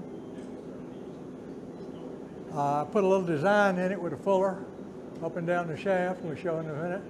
Also, butchered a notch around it for decoration or the beginning of a tenon. So this is a nice little demonstration piece of things you can do just to decorate up a piece of metal, and it could be a handy tool. So that's an example of some of the things we can do with this machine. So I'll do a little more fullering just to show you how that works. And at my shop, I'd prefer to be like this.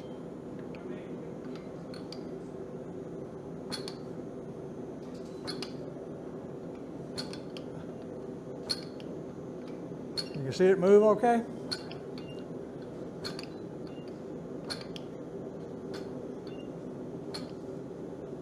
And you could have any number of shapes.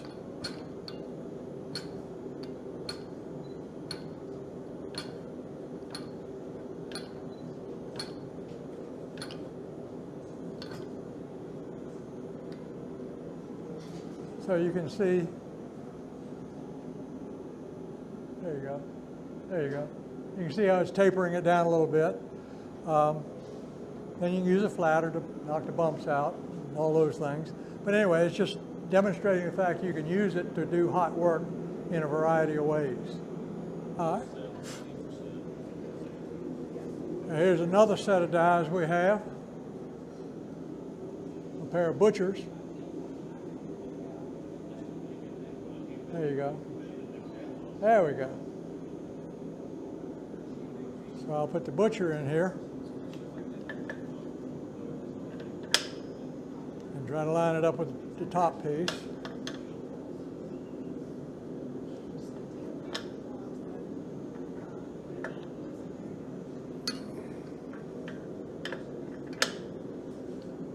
This gets a little tricky in the alignment, but as one of the drawbacks of this, using this tool for this purpose, is you're kind of awkward, I'd say, but it's doable. I got that pretty close. So we'll see what we're going to do here. We're going to cut a little butchered notch in the end of our bar.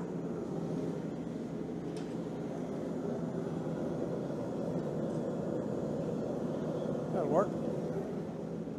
I'm going to try to work from here if I can see what I'm doing.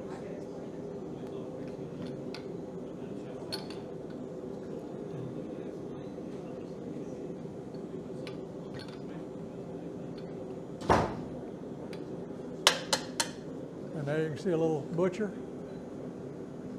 You see that okay? Or if you want to see it up closer. Makes a nice little decoration for one thing. But while that's heating up, we'll change our dials again. One thing, if you're doing a lot of hot work on this and different operations like we're doing here, butchering and making a tenon and that sort of stuff, you got a lot of tool changes to do, so that's somewhat of a limitation, or at least something you got to be aware of.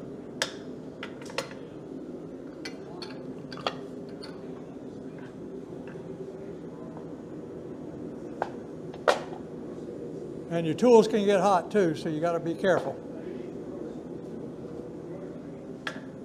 Now what I'm putting in here are grooved tenoning devices. And one thing about these is they have very sharp corners on them, which makes marks on your metal. So this really needs dressing to kind of smooth and soften these corners a little bit. But these are new tools, so they haven't been messed with, and everybody's got a different preference of how they want to do that or how much radius to put on it. So we haven't messed with them yet.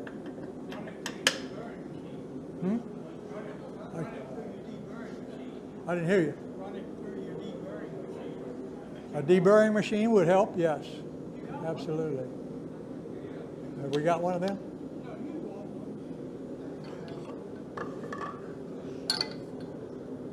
So we're going to have a little difficulty here because I got to move my bottom die a little bit to match up with this. All right, we got top and bottom alignment like we want it. Just got to move over. This is what gets a little touchy, is trying to line these things up, especially if you're doing something like this, top and bottom, that is particular about where you are. That's pretty good. One nice thing, though, the pressure of this thing just kind of clamps things in place so it holds it still for you. I'm not going to trust a magnet on this because I'm going to beat it around too hard. All right. Let's get up in the air a little bit. So now let's see what we can do about making a tenon out of our little butchered area.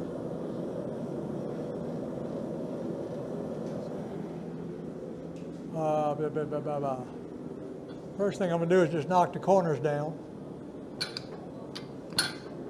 If I take my block out, I will. You find yourself throwing stuff around the shop quite a bit. I'm just knocking the sharp corners off of here so I can get it in the rounded part of the die.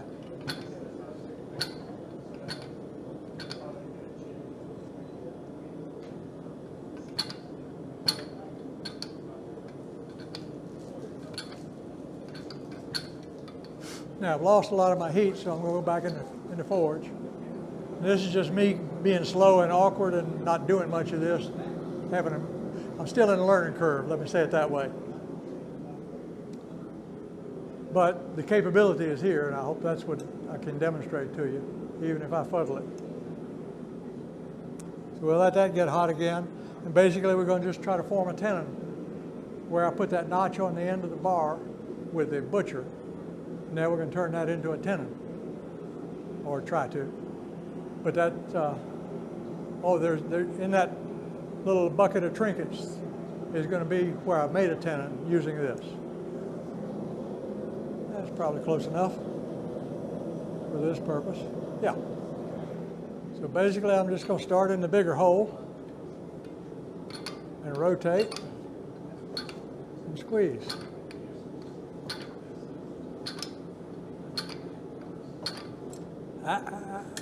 My bar is not straight, so that's a problem to me. So I bottomed out in that hole. I'll go to the next smaller hole, and you can just kind of work it down. You might take a couple of heats.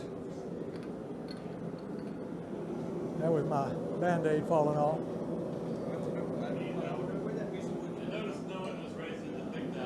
Huh? Unfortunately,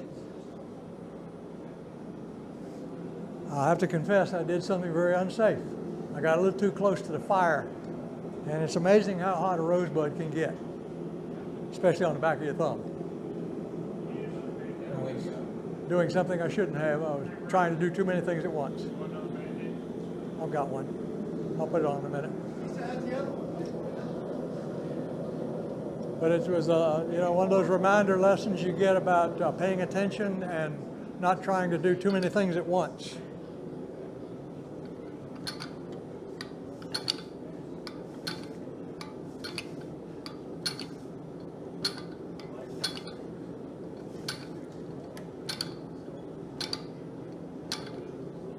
But you can see I'm not exerting a lot of force.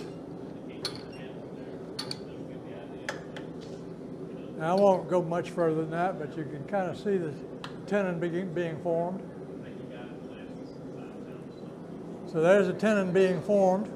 Now I'll take it down one more notch if I wanted to make a nice tenon out of it. And try to get rid of that little sharp corner there. And then you got a nice little tenon. That's another capability of these tools we have. Let's see what else we can do of illustration nature. Forging. Okay,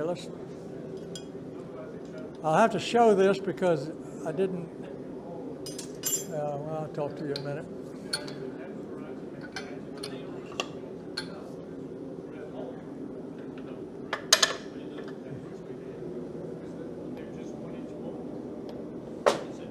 Tools can get hot. One thing I made for myself for my fly press at home is a bottom tool and a top tool that are like power hammer dies, combination dies, rounded and square. Unfortunately, my bottom die won't fit this square hole exactly. I've got a little chamfer on it that it won't quite go in there. But if I at home I can do this because I've got a block made for my tool.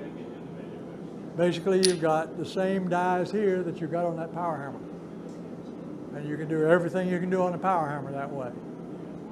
Again, that's something that lends itself a lot to having a helper, but you can do a lot with it. And so that's just another tool you can do. And these are nothing but mild steel blocks, ground down with a 4-inch angle grinder, and a stem welded onto the bottom of it.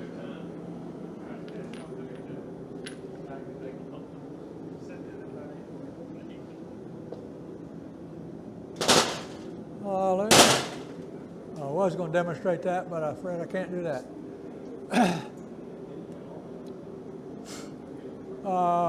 Before we get to punching, let's do one other thing.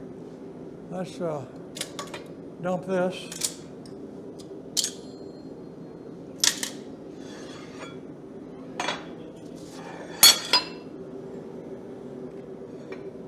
And I'll be wrapping up shortly. Let's see. This plate. Let's put our flat plate back up here.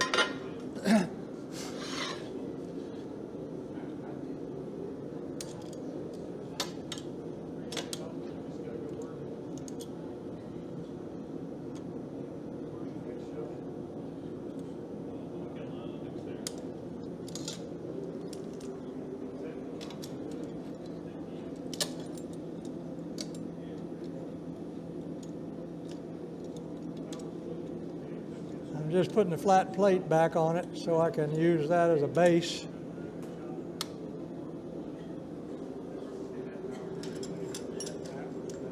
And let's see what we're going to do.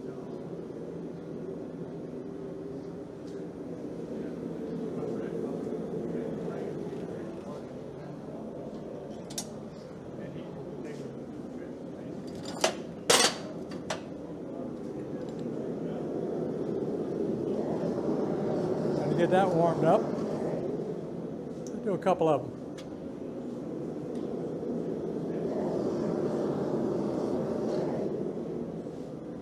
We'll get those hot and show you a little something. But one thing I didn't do while we were talking about shaping, can you handle that, please?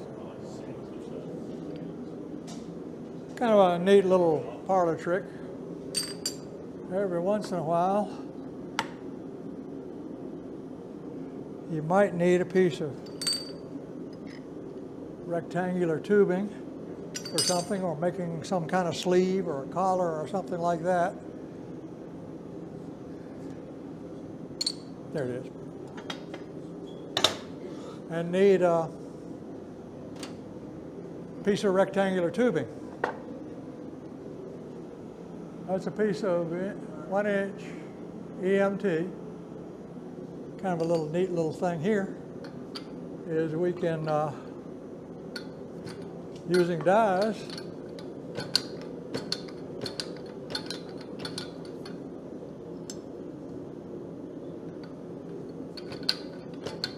turn it into a rectangle.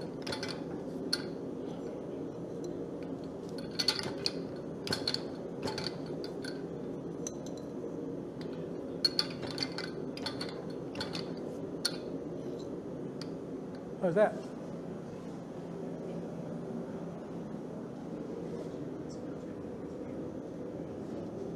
Another piece of that tubing in here. I know I had another piece. I'll lay it out here. That's just kind of a neat little, somewhere between a parlor trick and a useful tool. If you're trying to make a collar or a square piece out of something.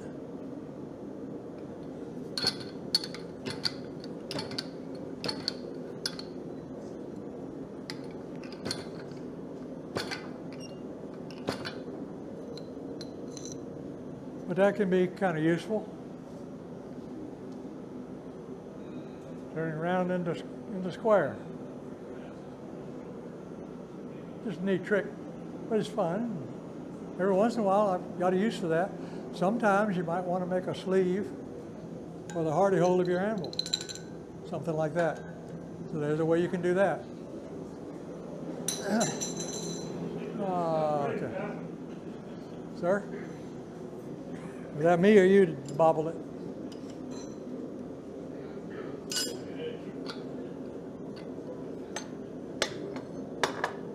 Now, mainly my purpose is to illustrate just some of the different things you can do and some of the imagination you can apply, and some of the things that you can use a fly press for. You can use other tools to do the same thing, but the fly press is kind of neat, fun, and a useful tool in doing that. So let's see if I can fix up the next piece we're going to do here, and then we're about wrapped up. I'll put a flatter back in here. That's just a square flat bar. And let's see what happens here. Am I ready to go? Just for the fun of it. Let's take a piece of Quan steel. You ready with the camera? This is going to be fun.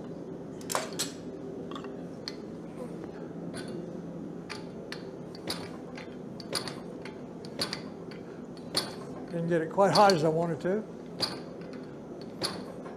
This is pretty strong stuff too.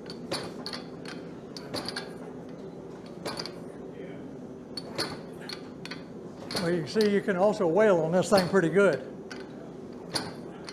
Let's heat that back up and do it again. There's what we get.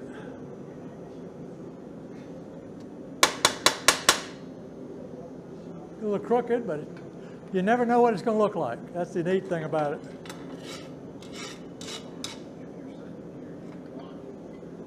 Tell you what, why don't we leave this one like this and do a different one?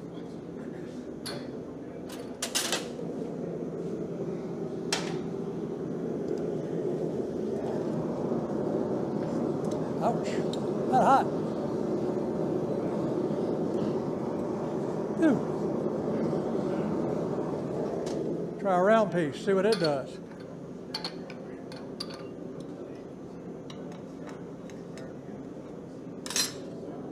Ready?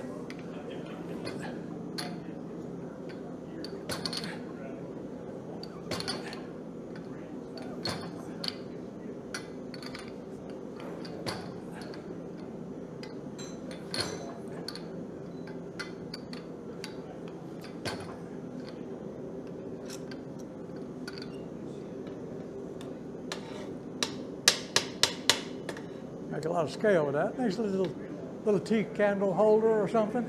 something interesting. They all come out different and they're fun.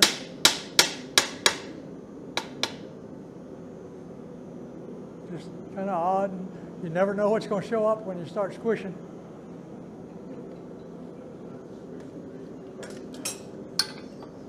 We'll let that other one heat up a little hotter and see what happens.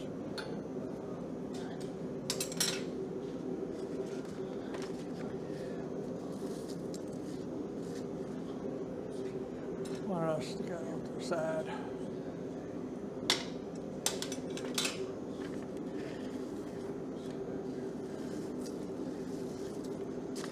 All right, squishing and then punching. Okay.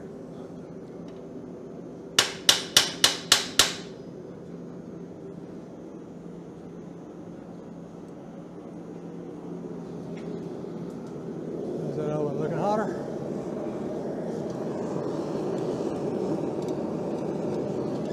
Let it get a little hotter. What else can we squish? Now that worked pretty well for upsetting too, wouldn't it? Oh, what? Upsetting? That would work really well for upsetting also? Yes, indeed. Well, I don't know about that. I'll be honest with you, I don't know. Upsetting, you're not squeezing gently, you're pounding to try to get that metal to spread out. And this just doesn't lend itself to that very well. All right, now I'm going to put a rounded point punch in. And this is nothing but a heavy washer. It's about a 1/4 inch thick, just a 1/2 inch washer. Came off the Quan steel. That's good stuff. Let's see what happens with that. Let's heat us up one.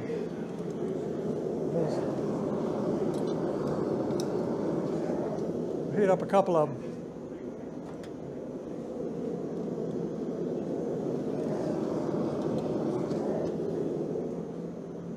All right, now we're going to put the round punch in here.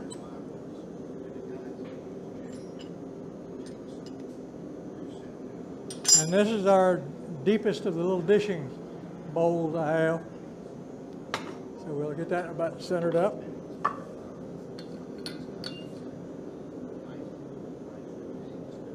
Okay. Let's get my short block. Where did I throw it? Did I throw my little short block on the floor or something?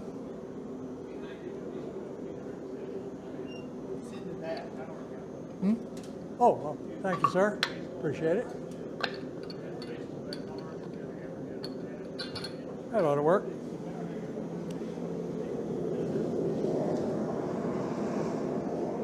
They're going to be a little bit. They're going to be a little bit heating up.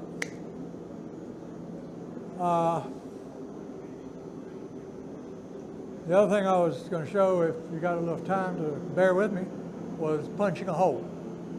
We'll do that as soon as we get through with this, and then that'll be a wrap up.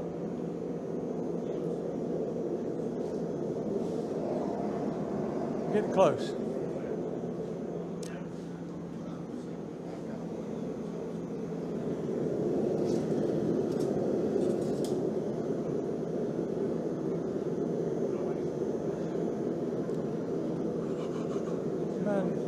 Mind doing the door for me? Okay, go ahead. Open it up.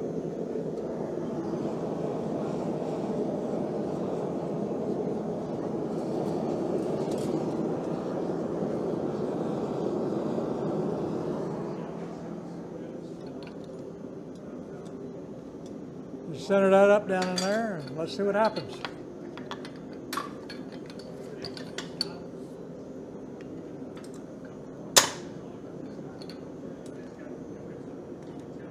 Now I've got a dishwasher. No pun intended. See a little. You might have seen this motif on my little challenge project last year, where I made some rings like that to make eyes out of. And we've got one more in there in the heat, so we'll do one more and then we'll move on to punching. All All right, Tom, you want to do it again? Ready? Okay. Come out of there. Bear with me. Okay.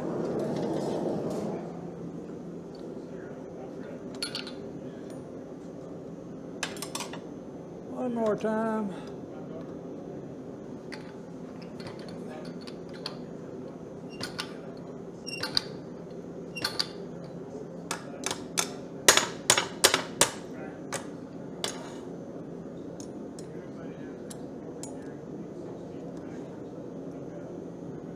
And there's another one.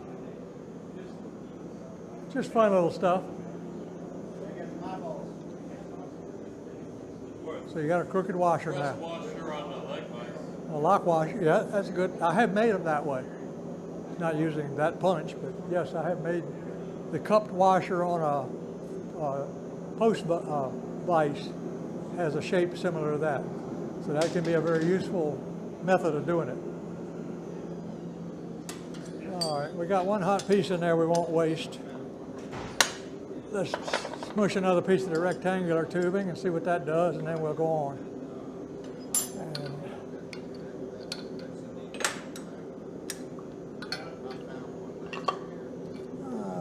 Okay. Mr. Tom, will you do the honors, please? Anytime.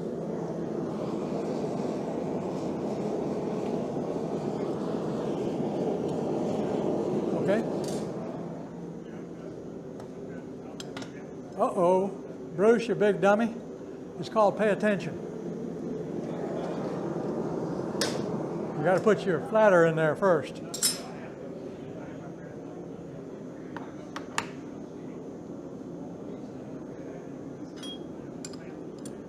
My favorite saying to a new blacksmith is, do your thinking in the forge, do your working on the anvil or the press or the whatever.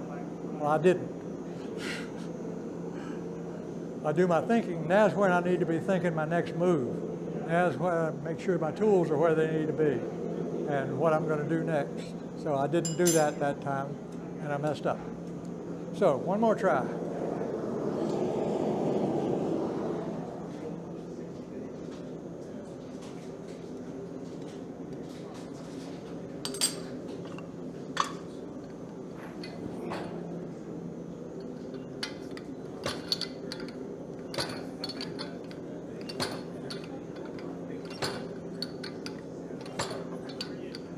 Of course, that's quite a large square inch area I'm trying to mash too, so let's see how far we can take it with this. Now you see why you've got a massive table, right? The table's either got to be anchored to the floor or pretty massive to withstand this. And that's why we made such a heavy table. That bent a little further.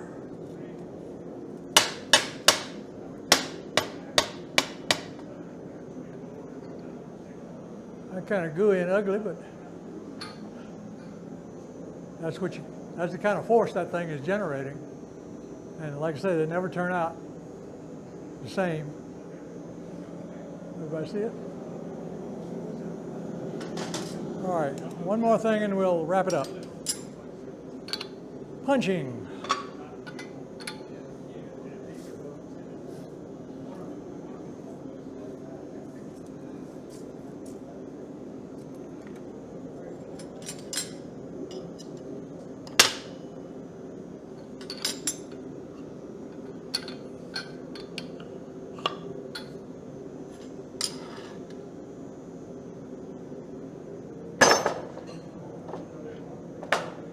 Alrighty.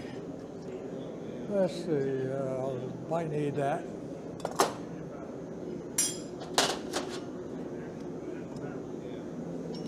Give me a big pair of tongs that'll fit this.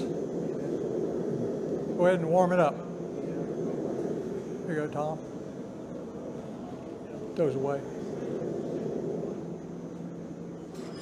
If you go ahead and warm that up about a half a distance of the length of it, That'll be good.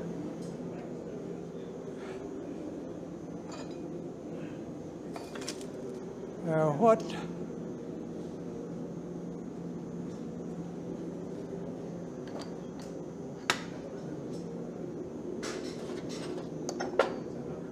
tongs are right there. Thank you. I guess I need that smaller pair back too. Anyway, the rounded ones will work right there. Perfect. Thank you.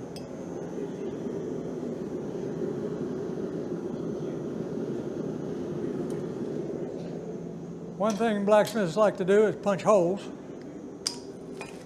And some of those little coupons that were laying on that table out there have a few experiments. Some worked, some didn't. But basically on the anvil, you get your metal hot, you lay it on your punching plate, and you hit it with your hammer where you want it, right? You first make a little dent, see if you're in the right place, then you drive it down so that it actually feels like it's hitting home and changing sound. Flip it over, find your dark spot, go back the other way. We can do the same thing on this. So we'll do that on a plate, which looks like this. This is just a bolster plate, nothing more than a piece of heavy metal. It's something I had around the shop. So we'll use that to punch against. And I punch in my hand.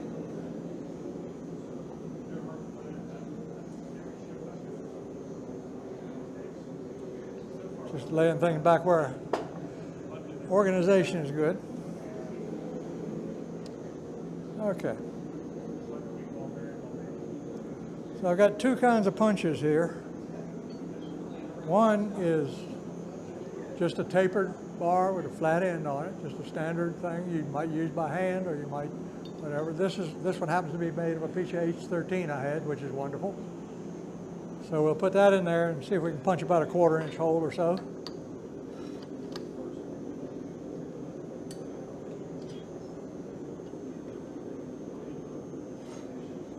And it's going to be a little ragged hole because I don't have a bolster exactly. Oh, we do have one. There's a bolster over there with a 1/4 and a 5/16 hole in it. Bill, can you reach me that round bolster up, the green handle bolster? I need about another one, a bigger hole. Thank you, sir. This is just a bolster plate, a plate with different size holes drilled in it so you can punch through and not damage your tool or and get your slug knocked out.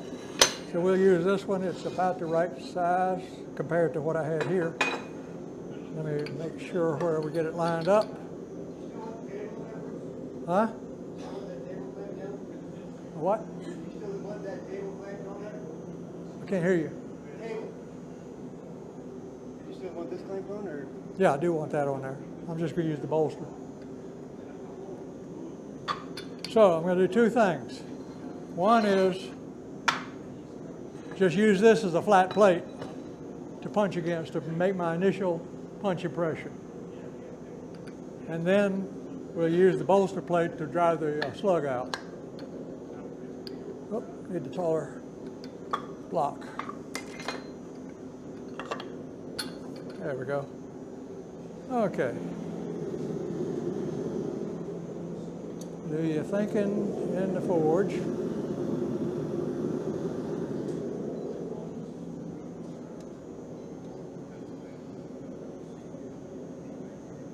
Oh, let go.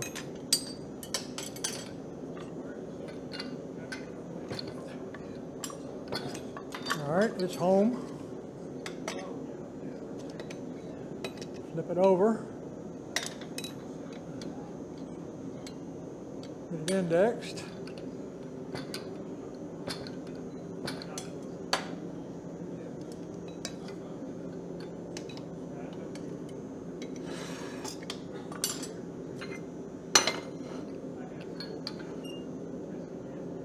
Put the bolster under it.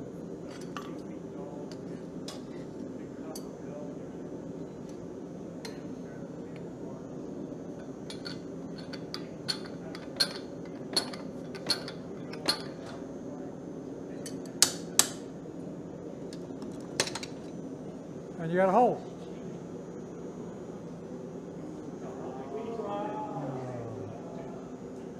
Why, and this is just a question I have of myself, why is it so satisfying to punch a hole in a piece of metal and make it look pretty? But it is. Anyway, that's just punching a hole, and that's very simply done. But this is a decent machine for doing that. Very controllable. Again, if you got a helper, it helps because you got to hold 3 or 4 things at once. But other than that, it works very nicely. Just another use that you can do with this tool.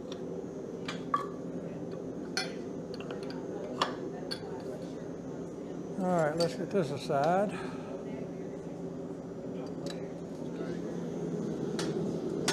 And now let's try a different punch.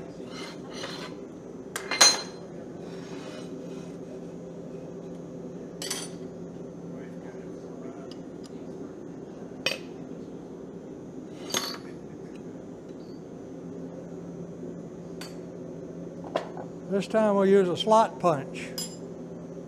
Wherever I laid it, there it is. Actually, let's do this one. All right, this is nothing but a slot punch. And it is shaped with a more or less flat, but slightly pointed end on it. This again is H13 material.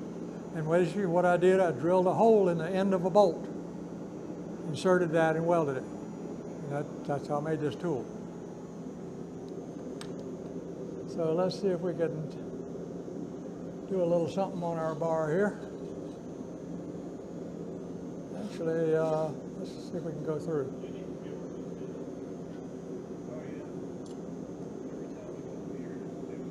Do me a favor, Jesse. Did you get that railroad spike out of the little tin can in there?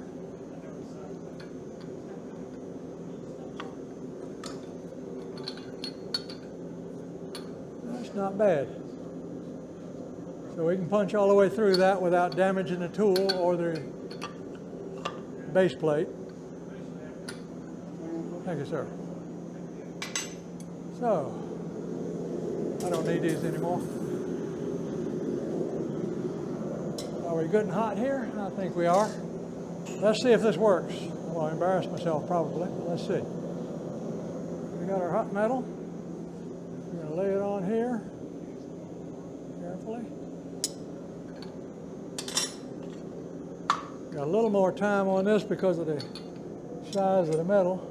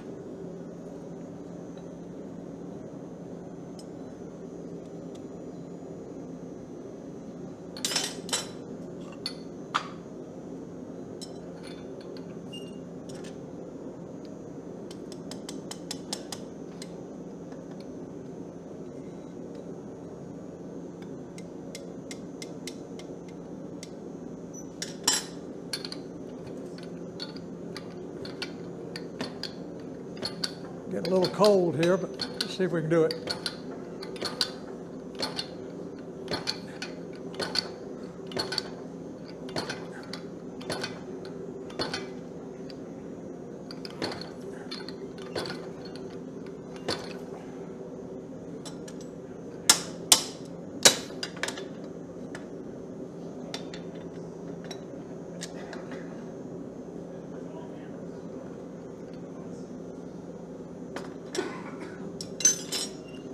Okay.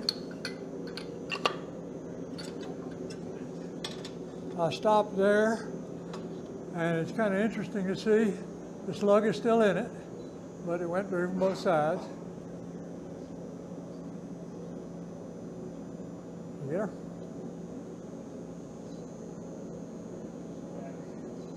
Get it? You can see your slotted hole. And the slug is still hanging in there. Didn't quite go all the way through because it's getting a little cold by then. You all see it?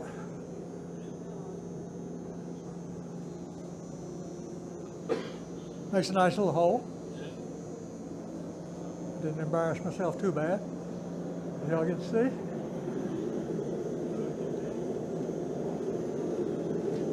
And the slug is still in that side. We could heat it up and take it a little further if you want to, but I didn't quite get it centered up, but close. Tell you what, I'm going to go ahead and kill the fire.